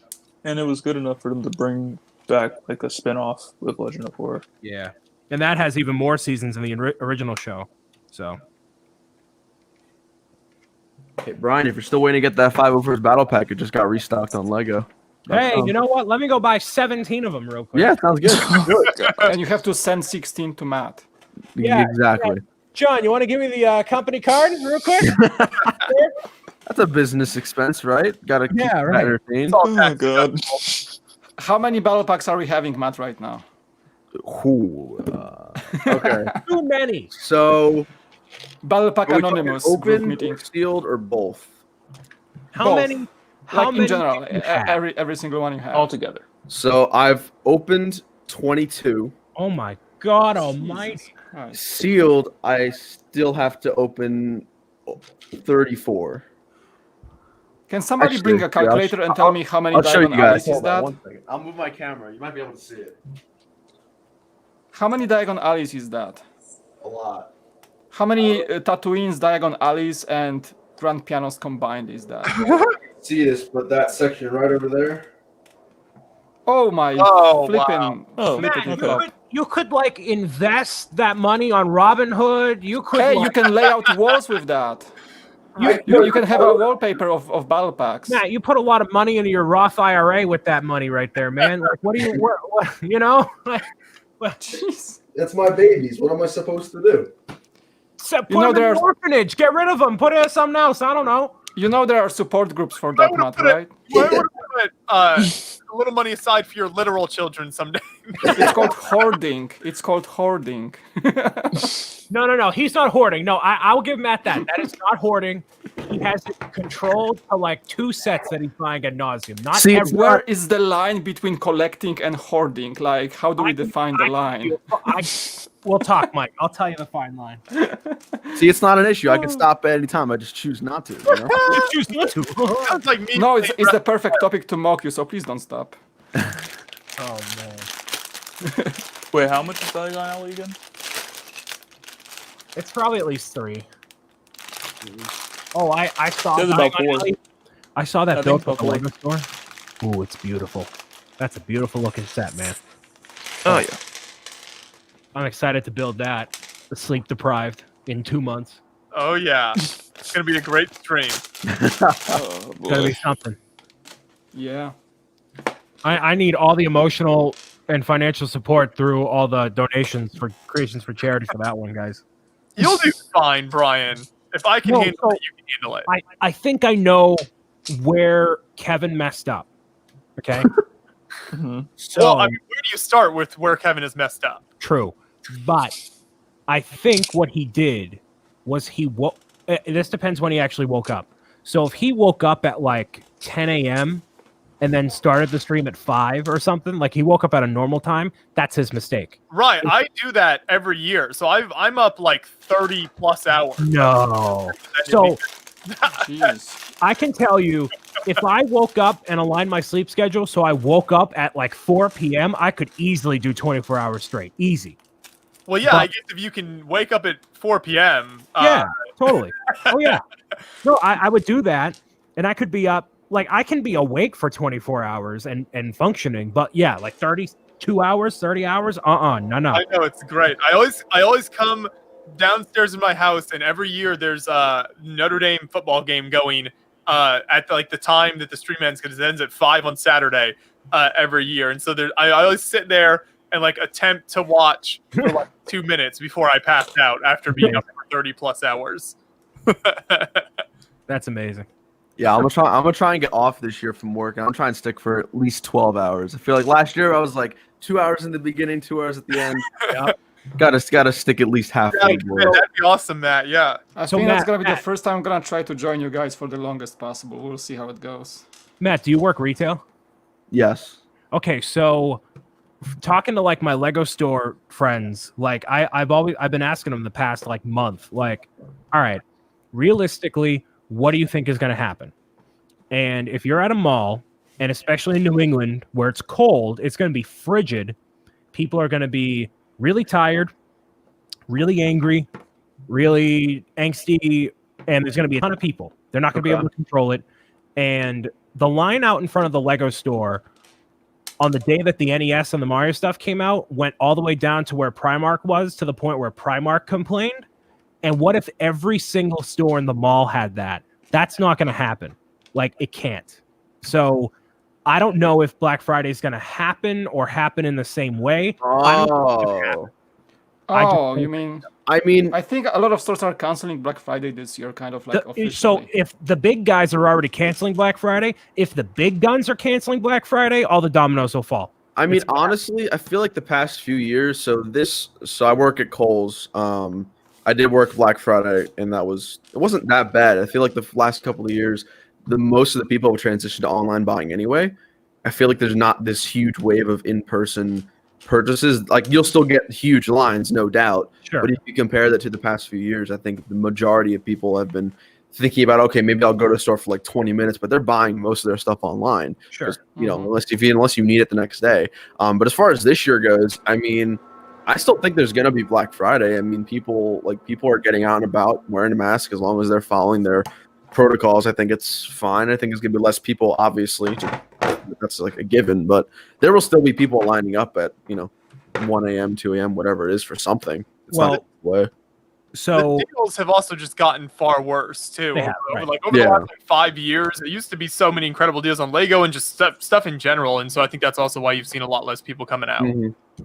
So talking to my Lego store friends, it's seeming like in the mall that they're going to do, and this isn't confirmed at all, so don't take the word for anything, but they would do standard mall hours for Black Friday hours, which would be the mall hours before the pandemic. So 10 a.m. to 9 for Black Friday hours, where Massachusetts does not open their stores Thanksgiving, period. None of them. Really? Mm-hmm. Nope, that's a blue light law. So they open at 12:01 midnight, so that wouldn't happen. And then what you're basically doing is narrowing the time period in which all these people can go out to the mall.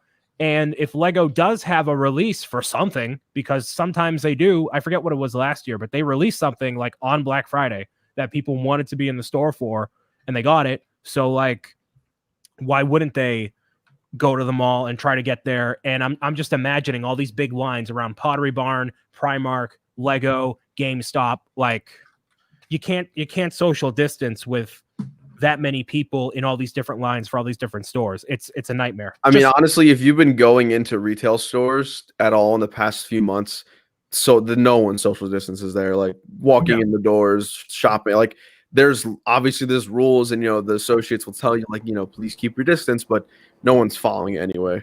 Lego does a really good job. Except Lego, yes, correct. Lego does a good job. They will only allow, but they're relatively small stores by comparison, so they can say, hey, 11 people in here max, including employees. That's the other thing too. Like at the store, the Burlington store that I worked at, and that's the one I frequent all the time.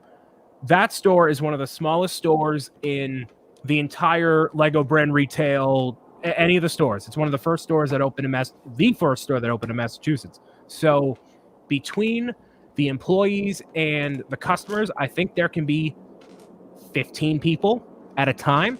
And then on Black Friday, if they have a spicy deal, bad news. It's got bad news written all over it. Lego has been very proactive with their precautions every step of the way. So I wouldn't be surprised if they don't open on Black Friday and just say, you know what, every single thing is online, end of story, call it a day. Wouldn't be surprised. I mean, California is following the distancing precautions a lot. I'm living next to a mall, a big mall. There's a Lego store in it that I worked at, and yeah, the Lego store keeps it real with the distancing, and every single mall store in California also keeps it real.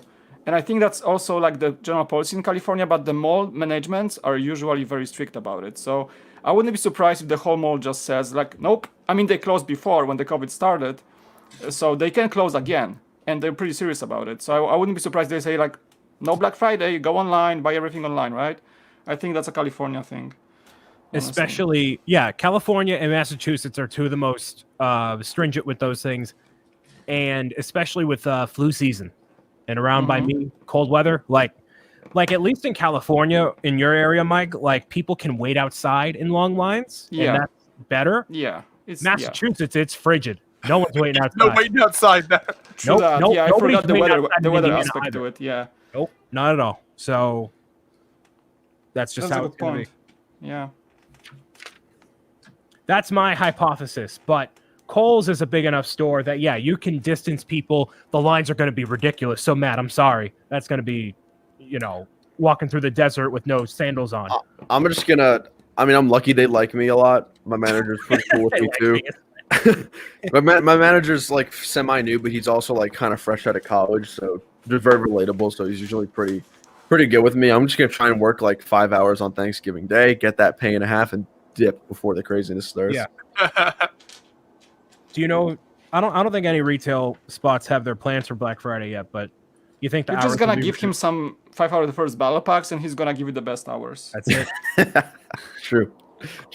Kohl's has always been such a funny place to me to go for Black Friday. Like, I guess they're like thinking of people like things in Kohl's that Kohl's sells is not something I associate with wanting to like stand in line all night to get in there and get a deal on. So do you not know the power legitimately of Kohl's Cash? Oh my God. Let me tell you. All right. Let me tell. All right. Sponsor moment. Kohl's. This is not sponsored by Kohl's. Beyond the Brick will invoice you, Kohl's Corporation. So I ordered a substantial amount of battle packs when they were in stock at Kohl's online. That's a given. And I earned over $100 in Kohl's Cash. Whoa, wow. So I was able to, I'll be real. So I ordered 15. I purchased 15 of the battle packs, and then ended up getting like 5 or 6 of them for free. Wow. Yeah. That's crazy. Because once you like do the Kohl's Cash and then the rewards and then all that kind of stuff, you're getting so much stuff for free. People always sleep on Kohl's. And now imagine using that Kohl's Cash on clothes instead of plastic. Like, you could get a lot of clothes for that money. Don't listen to Brian. He doesn't know. I have the Kohl's credit. So what you do is you use a charge card. So you use a charge card, you pay it off right away, right in the store, right? Then you get the Kohl's Cash on top of it. You get the rewards from the Kohl's credit card. It's a cycle, okay? That's what they don't tell you. Actually, watching the live stream right now, she would love this discussion. Matt, am I lying? I hate to break it to you, Brian. I like the conspiracy theory. The rewards does not come from the Kohl's charge. It comes from the account. You don't have to use a Kohl's charge card to get the rewards points. So I got an extra 30% off when I opened the charge. So is there any point in me using the charge anymore? You do need to use the Kohl's charge card because, like, you know how you'll get in the mail like a 30% off, 20% off flash deals. You need it for that, but you don't earn points just for using the card. I got you. Just Okay, so you don't have to use it if there's no discount going on. But it's a cycle. They get you in the cycle. Okay. Every now and then you'll get a coupon. It's like only valid for Kohl's charge card members. Blah blah blah. Which is fine because you pay it off right away on a different card or whatever. Anyways, it's fine. Yeah. But yeah, This is like one of those clickbait ads. You know, here's the one thing Kohl's doesn't want you to know. I mean, it kind of is. I don't know why. Kohl's has entered the chat. Should we trust this financial advice? I get an email from my manager. You're fired. Sorry. I mean, pay off those credit cards, ladies and gentlemen. That's what I say, you know. But Yeah, don't carry balance. That's the whole thing. yeah, I don't think that's controversial advice. I think that's pretty Forget solid Dave advice. Ramsey. Quarantine Cast has become your go-to for all your financial needs. I mean, people of Lego community kind of need financial advice because Lego costs so much. You need that Yes. money. You need that dough. So saving is, and spending on Lego is an important part of our lives. So. Dude, imagine if Lego came out with a credit card, we'd all die. Oh my God! Like a VIP credit card. Oh like, my goodness. You heard it here first, Lego. You know what to do. Earn That like would be double dangerous. VIP points. That would be horribly, disgustingly dangerous. That will for me. put a lot of people into debt. Like a lot. This is a crime against humanity. The government would have to stop it. So Matt, you got these 501st packs, right? I have a few. Okay. So what's next on the docket for getting you excited about Star Wars, man? What's next? I saw your Matt's Mind where you talked about what you want next, but Great question. Well, I mean, I was looking forward to some new sets, but those are all remakes, so that's going to be fun. The Mandalorian Season 2 trailer just dropped, if anybody has seen that yet. Oh, I gotta see it. Yeah. Looks exciting. Yeah. You know, I didn't think it was like the greatest show on the planet, but it was good. It was a nice like take on a live action show from Star Wars. But I mean, as far as the future of like the content and media from Star Wars, really don't. I mean, we know there's some Obi-Wan show, which I think is sort of ridiculous. Like, I don't really. It's supposed to take place after Episode 3 and before Episode 4, and all he does is sit on Tatooine and kind of like look over Luke, which kind of sounds boring to me. They're also planning on doing a Bad Batch show, which is, if you guys have watched the Clone Wars Season 7, it's the 4 sort of special operations clones guys in those, which sounds cool, but not something I really care about. The only thing I'm really looking forward to in terms of Star Wars is like the new trilogy. It's supposed to be set during the Old Republic, which is a very, it's not sort of like I don't know how to describe it, like the upbeat, happiness of the first 3 trilogies is sort of like darker, sort of like more Lord of the Rings, Game of Thrones sort of vibes, which I'm looking forward to. I've, as a kid growing up watching, the original trilogy and all those movies, it was fun. It was really fun, but I'm looking for something a little bit different in Star Wars now. But I don't know. Star Wars is kind of like taking a I don't know, a coffee break for the next few years, I guess. Hiatus. That's true. Yeah. Like I said, new stats would have been nice, but we're just getting an X-Wing for the 15th. Oh, wait, hold on. Let's talk about what these kids are talking about here. A lot of talk on this schoolyard. All right, a lot of these numbers, a lot of these prices, a lot of this chitter chatter. All right, they're trading Yu-Gi-Oh cards. They're getting some lollipops, some Twix in there. I don't know what yard you're in. I'm not doing any of it. A lot of these Instagram kids, they got nothing else to talk about. All right. So now? This is all rumors. We know nothing.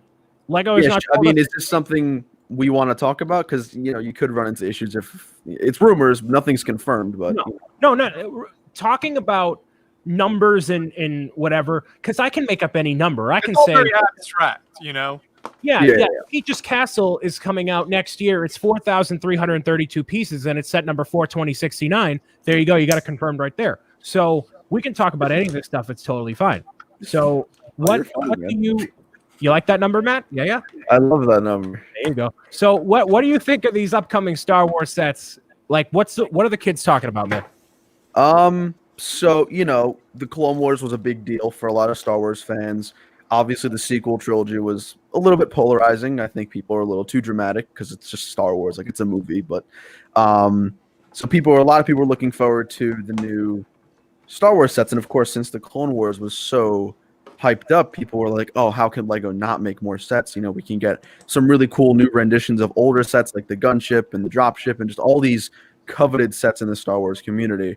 And then, according to the rumor list that we got from, I think it was Stone Wars, I want to say, they're just basically remaking the only new sets that we might be getting are new helmet collection sets, which one's supposed to be a Vader, one's supposed to be a Scout Trooper, and then a new Mandalorian set, which is only $30 supposedly. So the rest is Resistance X-Wing, TIE Fighter, X-Wing normally, another Imperial shuttle, another Millennium Falcon, like stuff we're just tired of. So it's just like I feel like Lego just loves to just rely on this nostalgia to sell their sets, and they just don't want to make any of these new sets from the new content. And I will say that set right there Mike's holding is a beautiful set. That is one of my favorites of all time. It's really pretty. I gotta say, it's really pretty. Sorry to interrupt you. Continue.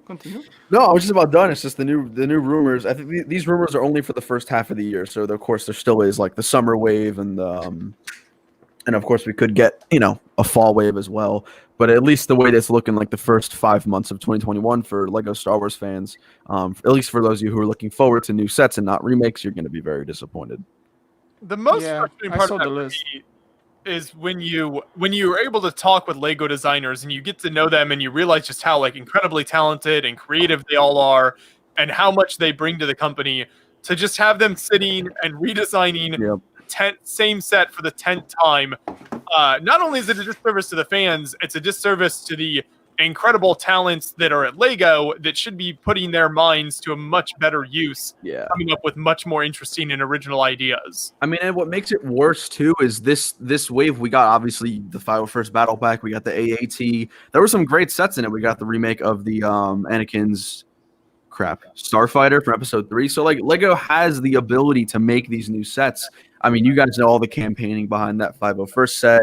It's clear that Lego has the ability to listen, and they just refuse to sort of, I don't know. They're like right there, but they won't go past the finish line, which is the most frustrating thing.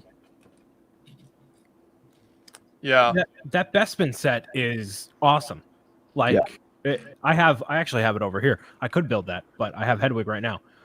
I don't know how you guys deal with getting the same 6 sets on repeat for years. Like, I looked myself and I'm like, all right, what was the last time I was really genuinely excited about a Star Wars set? Like, gung-ho, through the roof. This is the best Star Wars set I've seen in years. Star Destroyer. Not for me. That's a good one. For me, it's the Cantina right now and the Razor Crest. For me, it's a Cantina and the Razor Crest. But before that, it was the Slave 1 UCS years ago. That set's like 8 years old. Right. There's not many Star Wars sets that I'm like, what about the remake of the UCS? You're telling me there's not one set in the past 8 years that you've not been excited for from Star Wars? That hasn't been a remake or something overpriced? Yes. Okay. What about the Falcon? UCS Falcon 2017? The Falcon, that was a big one. Well, that's technically a remake, but I know, but still.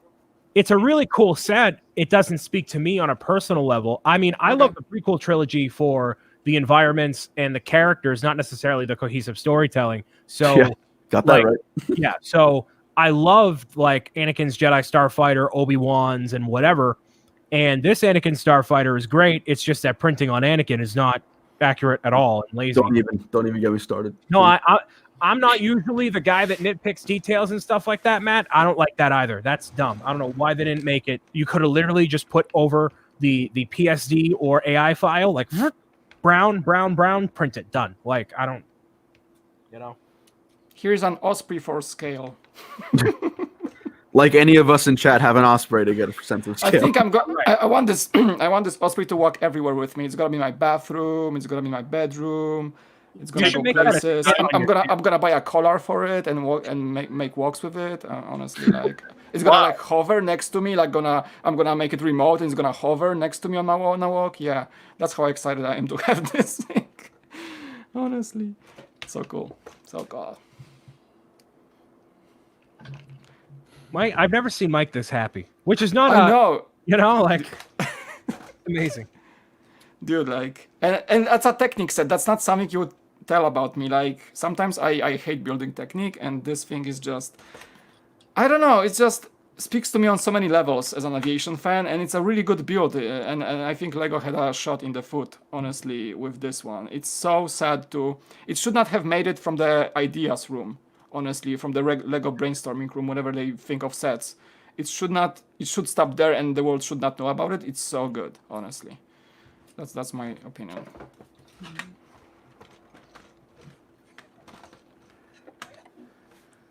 Mike's a child. Well, yeah, I'm a child. We're all Everyone child. is. Come on, 30+ guy like loving Lego. You gotta be a child a bit. That's why they wouldn't sell sets to Brian at Target. Hey, They All ask me right. for my ID when I buy Lego, if I'm like young enough. I love the art selections here. Let's see. oh, that's cool. You get like a unicorn. Kind of look like Starry Night, I guess, in a way. Folks, I shall say my goodbyes slowly, because I gotta get back to work around noon. It's about 10 minutes away. So, with that being said, thank you so much for having me. Fantastic set. You can expect probably a review on my channel as well. And keep building. Keep being awesome. See you, Mike. course. Have a Sounds good good. one. I'll see you See you guys later. around, okay? See All ya. right. Bye. Peace out. Thank you. I totally messed up this Hedwig in every way possible. Oh no! Is it the Bionicle art all over again? Yeah. I don't see any strawberries for sale in stores yet, so that's disappointing. Nick Voss, what are you working with, man? Come on. Gotta expedite the process. These kids online are also talking about some Mario nonsense, Joshua. You see any of that? No, they are no. What are they doing to you, Brian? Don't mess with my man Brian that way, kids. Okay.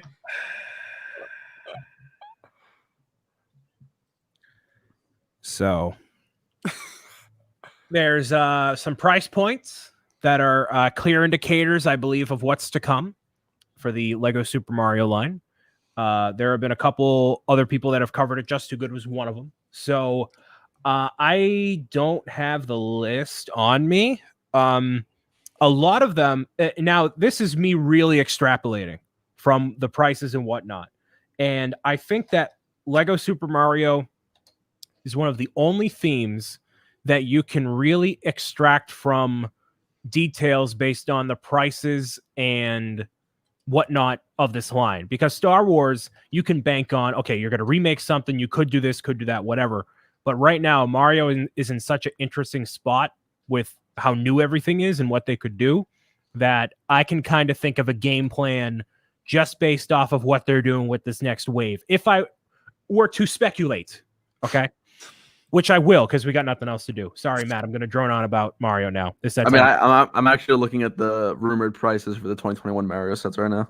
All right. So give me the prices. Give the people the prices, Matt, if you wouldn't mind. All right, starting from least expensive rumors, we have $4.99, $9.99, Yep. $9.99, $39.99, $29.99, $19.99, and $59. So nothing over like $100.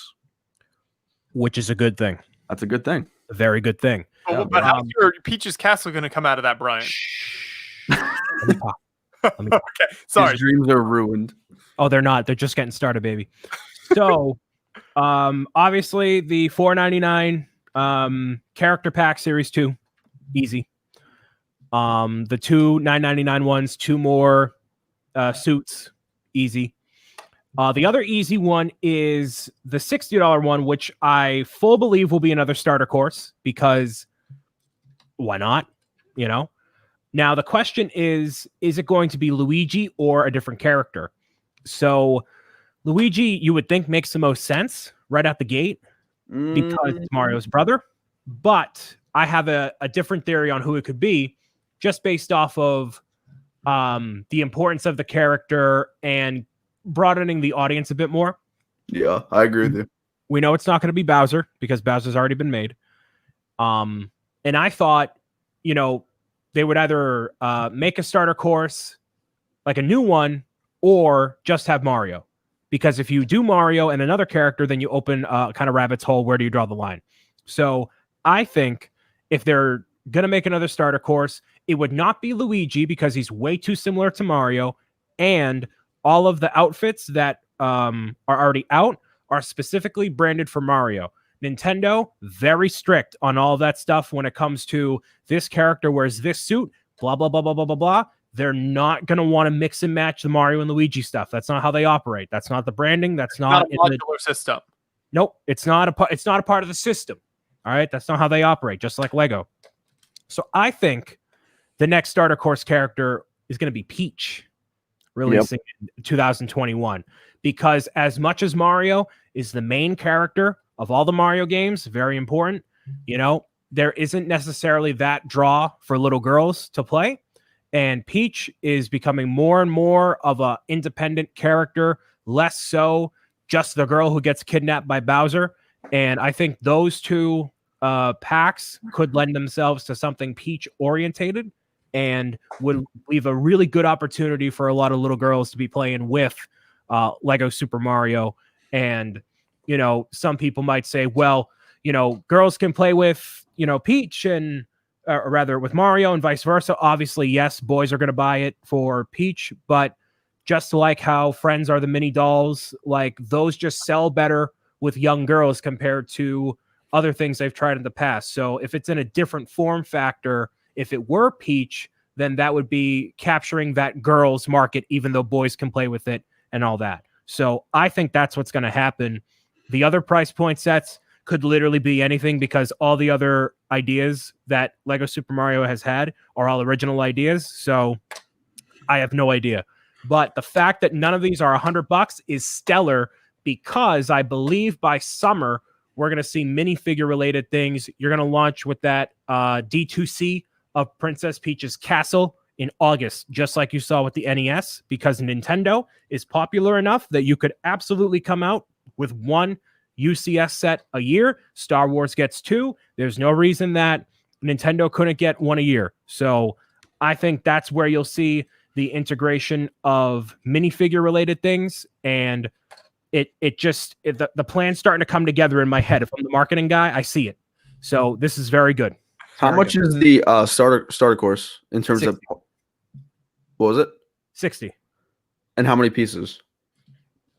200 and something. I got it over here actually. The rumor for that $60 set for Lego Mario is 366 pieces. That's 231. So 100 more. Now imagine if it's not a starter set. That would actually play into my other thought process with Mario, Super Mario in general, that Mario would be the only digital figure and that would be used for further implementation into minifigure scale sets and Mario Kart sets. So that could very well not be. If that's not a starter set, you're not getting another starter set ever. That's it. Mario is it. That's done. But we didn't get Luigi or Peach or anything like that in buildable form. We didn't even get Yoshi. Like we got Yoshi, but like, yeah. So whatever that $60 set is gonna like spearhead my like theory for what's gonna happen. Like I think that's it. So if that's not a starter set, you're only getting Mario and you're getting minifigure stuff 100,000%. Not like you're not already going to get it because you are. Not That's all well and good, but what are they going to do for my boy Toad? Because if it's not Toad, I'm not interested. So what are we going to have for the future with him? Is there anything else? They already did one of the larger sets around, Toad and Toadette, so that was cool. But do you think there's anything else happening with that? Yeah, totally. Like Toad is the main not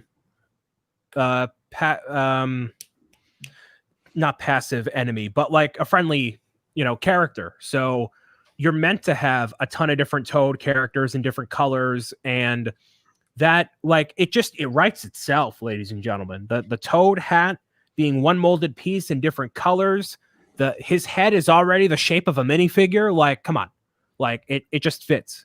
So you could get like I can literally like see myself like a year from now unboxing it, like from the big brown box on one of the. I can literally like I'm seeing the future.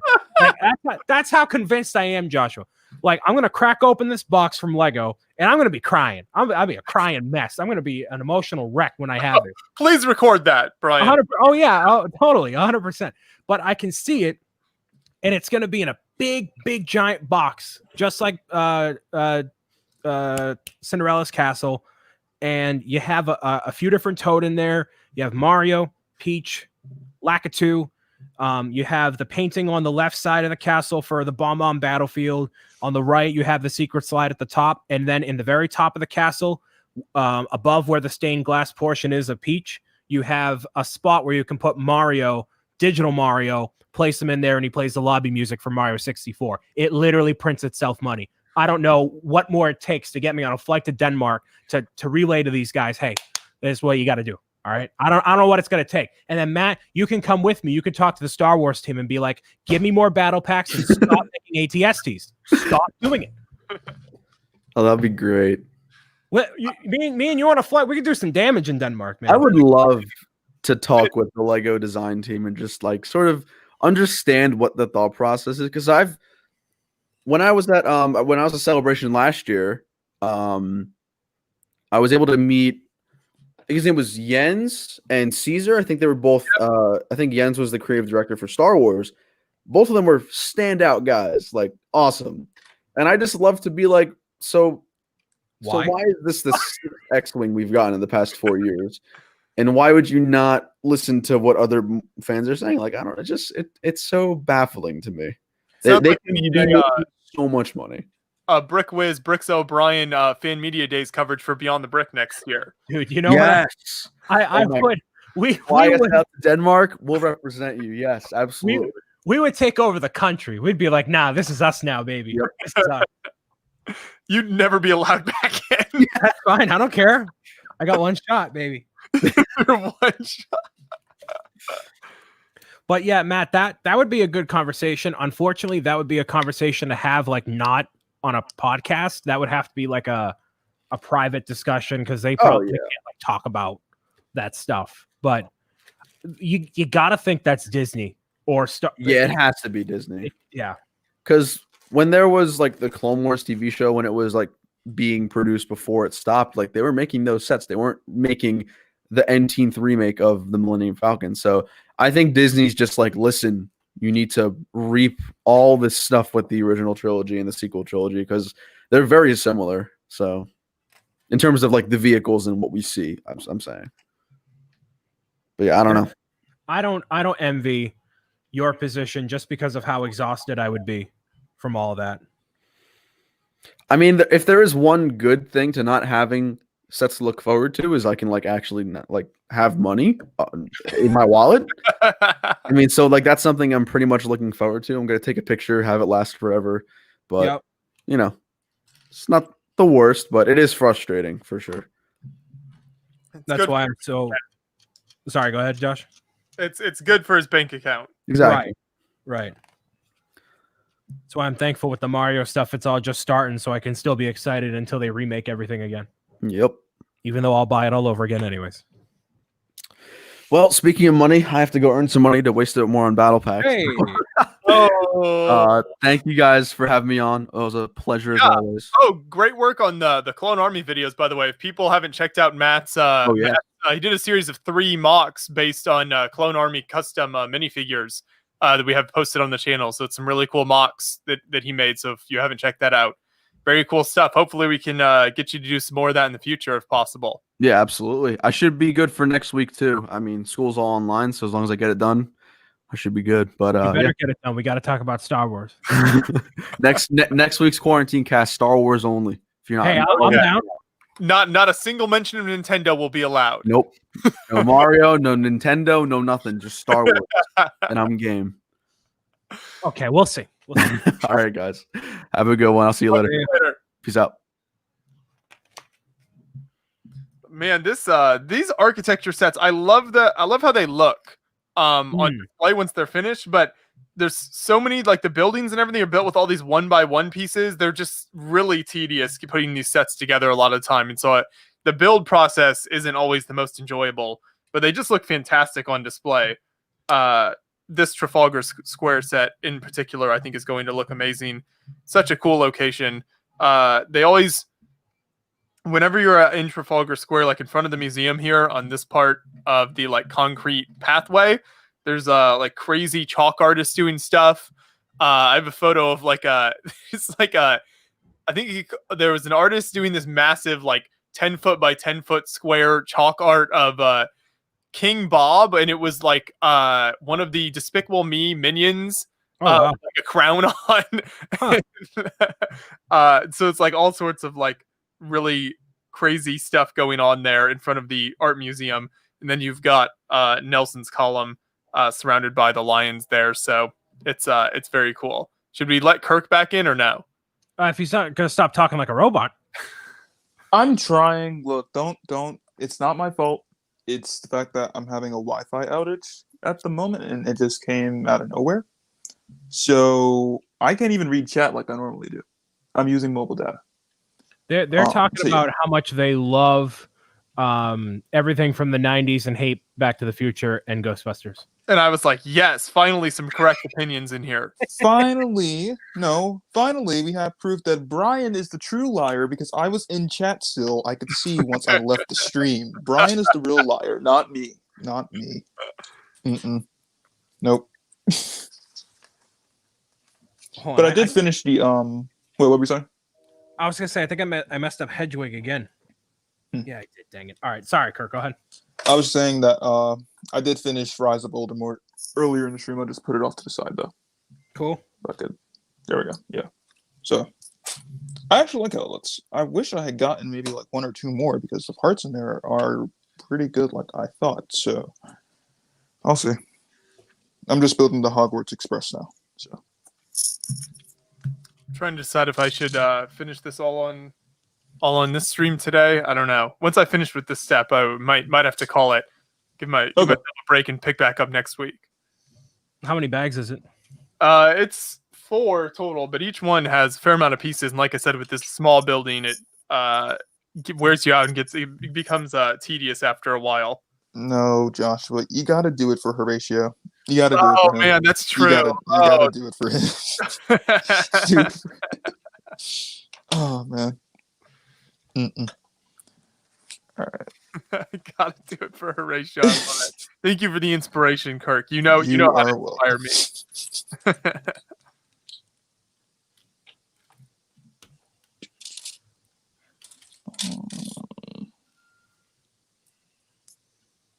All right, so let's see. So we had the Avatar discussion. We had a bit of Star Wars. Did we get to the food section yet, or no? No, we did not. Oh, I just thought of I was thinking of things I had done over this past week. This is not related to food, but popcorn was involved. I watched the new Christopher Nolan movie, Tenet. The local Cinemark, I don't know if this is a thing around you guys or not, is doing like private showings, which are super amazing. It's like the price of a normal theater ticket, but you get the whole theater room to yourself. Wow. So it's up to 20 people. You can have, and they have several new releases, and then they also are showing older movies like Indiana Jones, the first Harry Potter movie, various like the Goonies and stuff like that. But yeah, it's a great deal because it's not even any more expensive than what a ticket regularly costs. So I watched Tenet over this past week. It was very confusing but enjoyable. Gotcha. Yeah, Christopher Nolan movies always take a lot of energy, you know? Yep. It definitely is something you've got to spend a lot of time talking about it with other people who've seen it and thinking to try to figure out if you actually understood anything that happened. Yep. But there's also just a ton of cool action in it and stuff too. So it's worthwhile even if it's not something you follow every single little detail. Mm-hmm. Yeah, I haven't been to the movies. Did you have to wear a mask the whole time? Not in the not while we were watching the movie. No. But we did wear it as we were just walking around the theater to get in there. Gotcha. Yeah, that's the thing with like the gym is you have to wear it the entire time, and I'm like, man, I get it obviously, but like, man, You can't breathe in those things. I mean, you can. It's just like I'm already a fat guy. Like that's already a hurdle for me, you know. And then I gotta not breathe as as fluidly as before. Not fluidly, but you know what I mean. Mm-hmm. Yeah.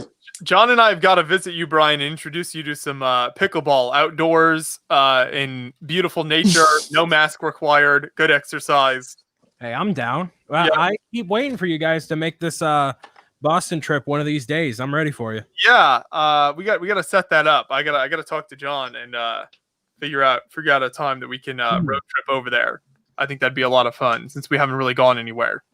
Totally. There's someone absolutely blaring music out of their car right now. I don't know if you can hear that. I can't. I hear that.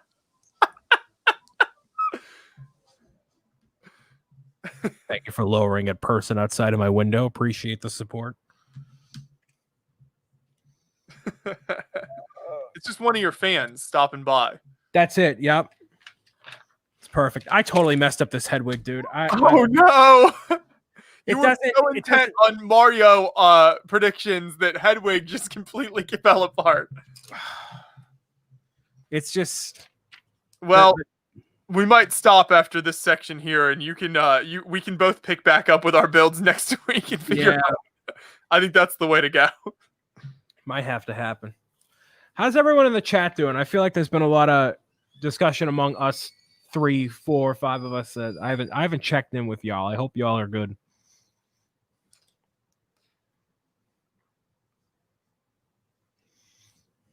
Let's see. Anything else going on in the Lego realm either? I don't think so.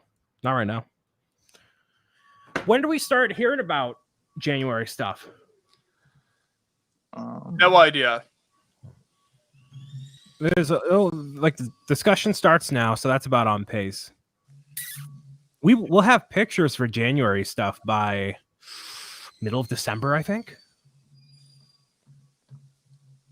We'll start knowing stuff soon. Possibly. I do love how the pieces fit together. The sideways building in these sets, as tedious as all the small pieces are, everything fits together so nicely. It's such a clean look. They do such a good job with these. Architecture sets are like the only sets that I never tear down because they aren't that big. They look great on display. So I never have to worry about taking them apart.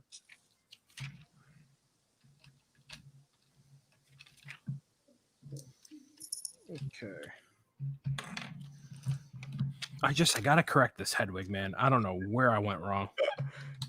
You've still got some time before I finish here.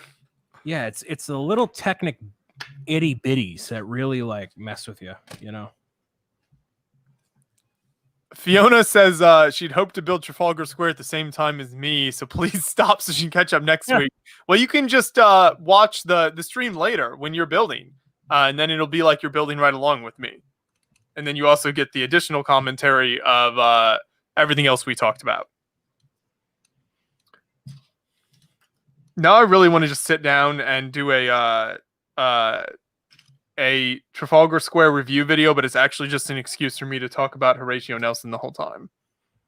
Hey, that's fine. You need some more content on Beyond the Brick. I do need outlets for the historian side of me sometimes. So that's what I like about Destinations of History. I've been working on a documentary from the trip we did to the island of Saipan a while back, and it's like we went around and shot it's going to end up like roughly 15-minute documentary about the battle, but we shot a whole bunch of footage all over the island, so it's taken me a very long time to get it all edited together, but it's almost done. But it's very fun to work on that stuff. That's cool.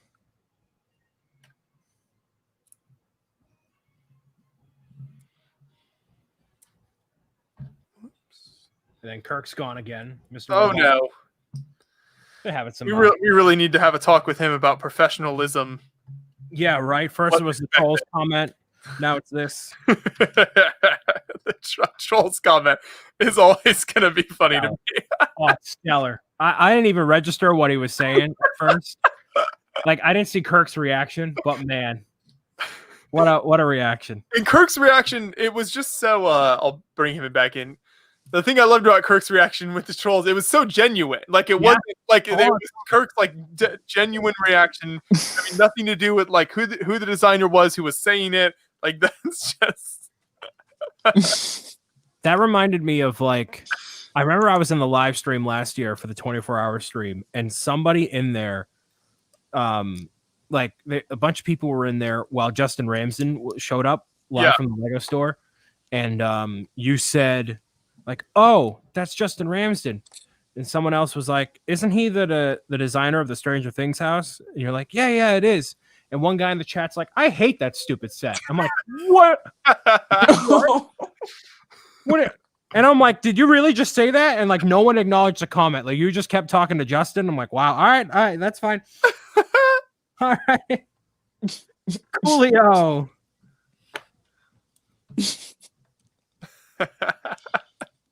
God. Oh man.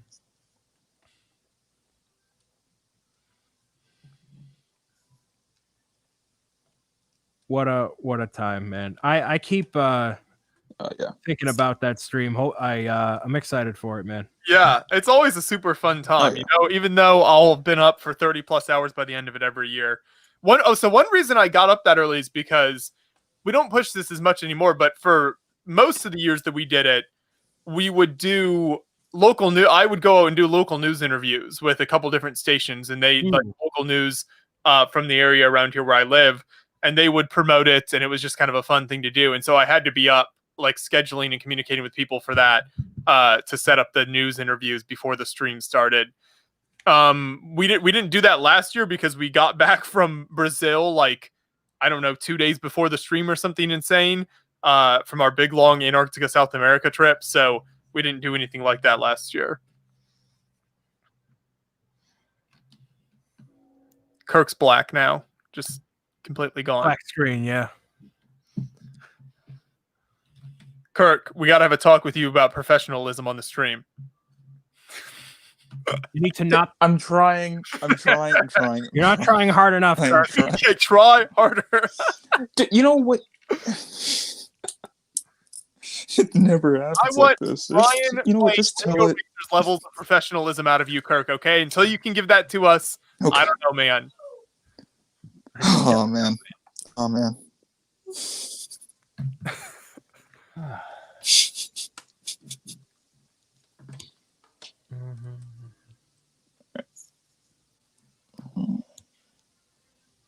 What do you guys got planned for the week? Anything good?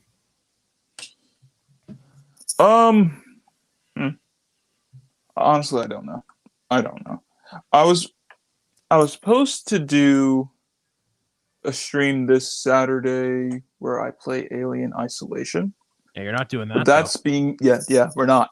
I talked about it with Brian, and I'm moving it up to October instead. Why's that? I have that IKEA thing that's like about to start coming into a bit more of a fruition, and I have to get that done. Yeah. So I took the photos and stuff I have to do. I took those last night, and it's like a couple more things I have to work on. So that's almost finished. So that's what I'm working on this week. Can you pronounce any of the names of the products? I am still trying to figure out how you pronounce it. I don't know if it's Bugliak or if it's Biglick or Beaglick. It's very confusing sometimes. I'm trying to figure out how you pronounce it.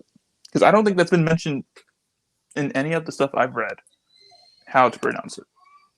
It's up. Just say it with confidence, and everyone will believe you. Oh, yeah, definitely.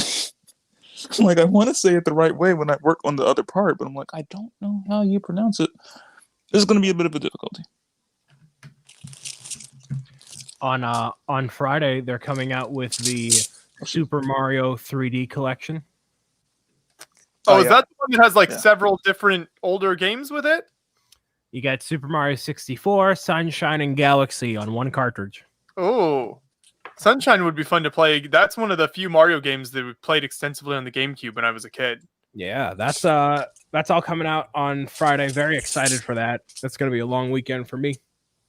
That would And- require me to buy a Switch, which I still have not gotten myself to do yet. Yeah, good luck finding one.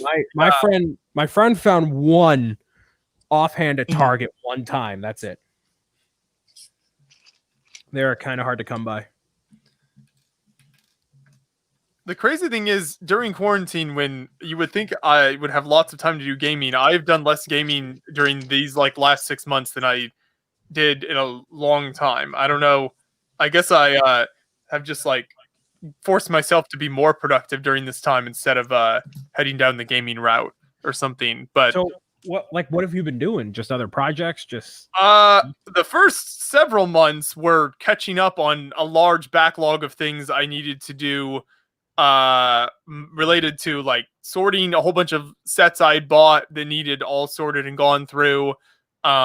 Just kind of various projects like that, stuff around the house that I was catching up on. So that was a lot of it. And then just keeping up with live streams and all that stuff, and then just also spending a lot of time with the family, which since people were off work and stuff, a lot more people were home, so we were able to do more stuff together. So just did a lot more of that as well. That's cool. It's now starting to ramp up for holidays with game releases, so I'm going to be busier, which is good. What is your streaming schedule for anyone still watching? Make sure you check out Bricks O'Brien over on Twitch. What do you got coming up for the folks? Well, every week I come up with a schedule, which is good. I give you a week ahead look at what I'm going to do. Do you tweet that out, or you post that so if people want to follow what you're doing? That's a good way to see what you've got coming up. I mostly do it so that way, I have my life a little more in order, and then people aren't like, oh, well, you haven't played Minecraft in a while, so when are you going to play Minecraft? Oh, you haven't played So now you know when I'm playing a game, and that's it. Decision made, done. So, yeah, I pan it out for a schedule a week ahead. So, Wednesday is Viewer's Choice. Friday is Fall Guys. And then, next Monday, I'm going to be decorating my setup back here, including this set over here for Halloween. So it's going to be all spooky. It all starts on September 21st. I have some a new merchandise thing launching on Friday. It's an exciting thing I got in the works. Spicy hotness. That sounds good. New merch is always fun. Yeah, it's a good one. So if you're familiar with me and my my love of things, you'll probably like it. So there's that. Yeah, lots of new stuff for the holidays. It's there's always something cooking in the kitchen, as my metaphor is. So there's always something.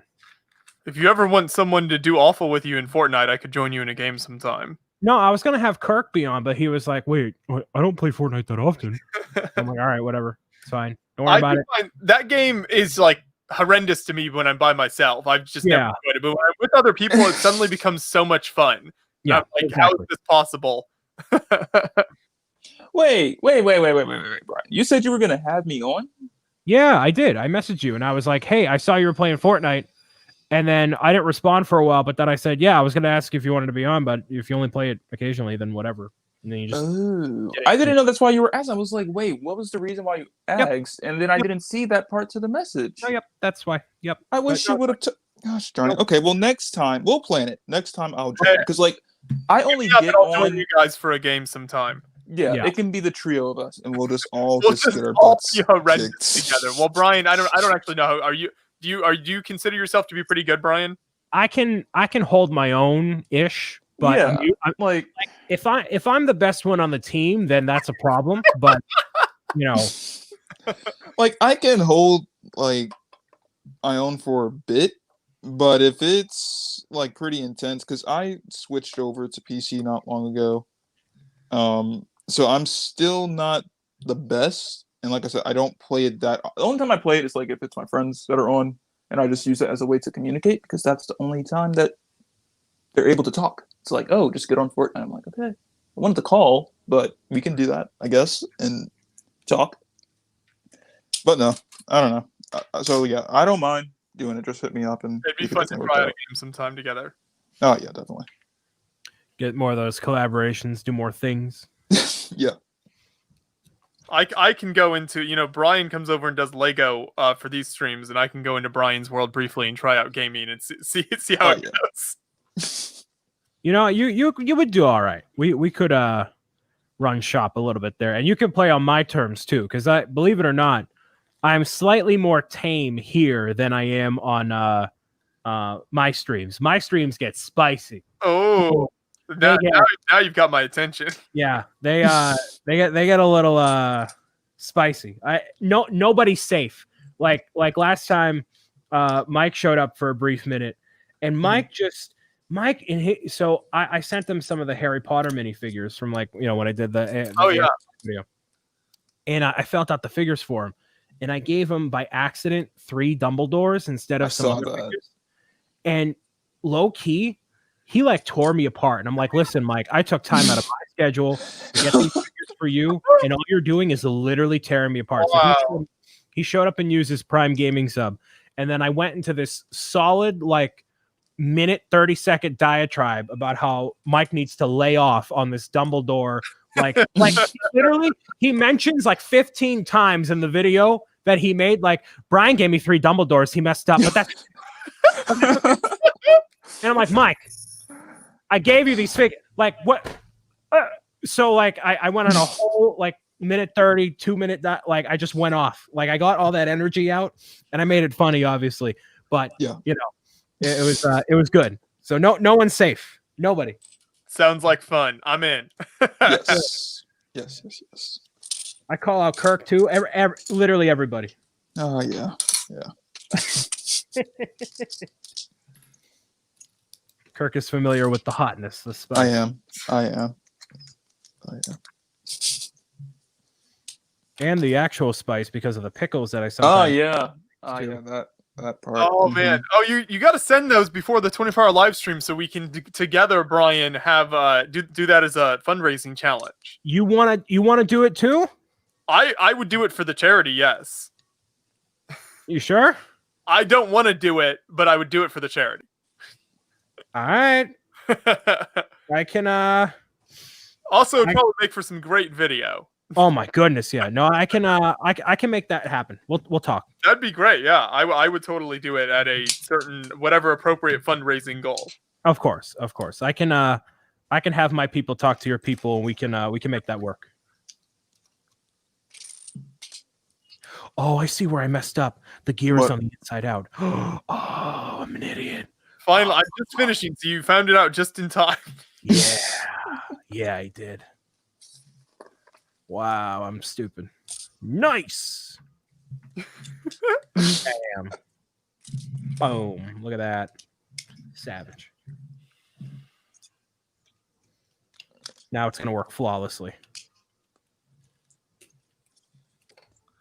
So as I'm finishing up Trafalgar Square and thinking back on all the fond memories I have from there and when I was able to leave the state of Indiana, Brian, do you have a European country that you would most like to go to?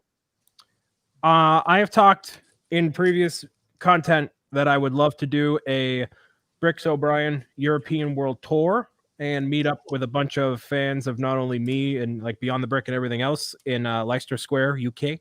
So London, I want to make that happen. Do the Warner Brothers Harry Potter studio tour and all that. There for the M&M store. And the M&M store, which the one in New York is very expensive. So I don't know if I would care to go into that one too. There. It's very expensive. I've been there. Yeah, it's a major tour. Yeah. Crap.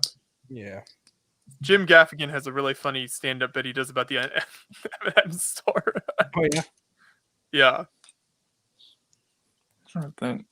Because I remember vividly, I went there. You just see all these tubes of different colors of M&Ms, and I think the one thing I got, no, it was 2 things. I think one was a hat, and then the other was this version of Indiana Jones. It was an Indiana Jones style artwork on the shirt, but it was M&M style. They have a lot of junk like that. It's just stuff. Yeah, it's just stuff. It's We stopped because I think we were going somewhere else in New York, and we just like, oh, let's just stop in here, see what's going on inside there, and we picked up like one or two things, and that was it. Like I didn't want. Oh, go ahead. Like you go in there and you see like M&M body pillows, and you're like, why? Yeah, know? exactly, exactly. Why not, Brian? That's the question you should be asking yourself. True. I'm ignorant. I'm sorry. Forgive me. The first time I went to Leicester Square, Ricky Gervais was just finishing a comedy show nearby, and he was driving out as I was walking by. Oh, that's cool. I saw him inside his car. It was a real pivotal moment for me.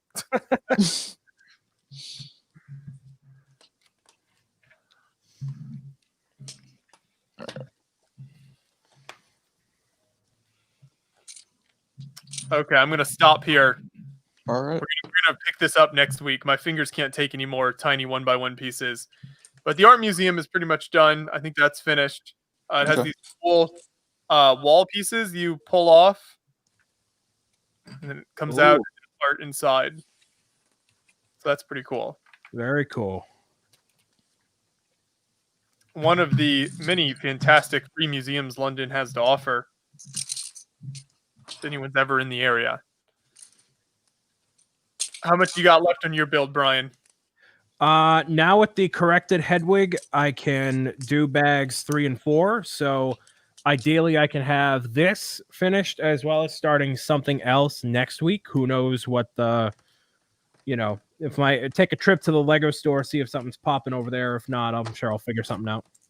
Sounds good. Make sure to come back next week when I put up Nelson's column and the statue of Nelson for the grand finale. That's what you want to. That's what you want to see, kids. That's it. Yes, absolutely. The question in chat: what page I finished on? Let's see. 145 is where I stopped. So at the beginning of step 4. So I think that'll do it for us today, folks. Thanks to everyone who came into the stream, chatted with us in stream, as well as everyone in chat. It's always a pleasure. Do you have some working functions to show us there, Brian? I do. He flaps. Or she, I think it's she. The bird flaps. Finally. So that's good. Where'd you get that sweet skeleton head behind you there? Has that always been there? No, that is a foreshadowing to the Halloween hotness that will be here next time, actually. That's got it on Amazon. It's a storage head, and there may be another one appearing soon. Oh, exciting stuff. Looking forward to that, Kirk. I hope you've enjoyed the build there. Hopefully you can come back next week and finish some more builds with us. Yeah, absolutely. Awesome stuff. Well, we'll see everyone soon then. Thanks,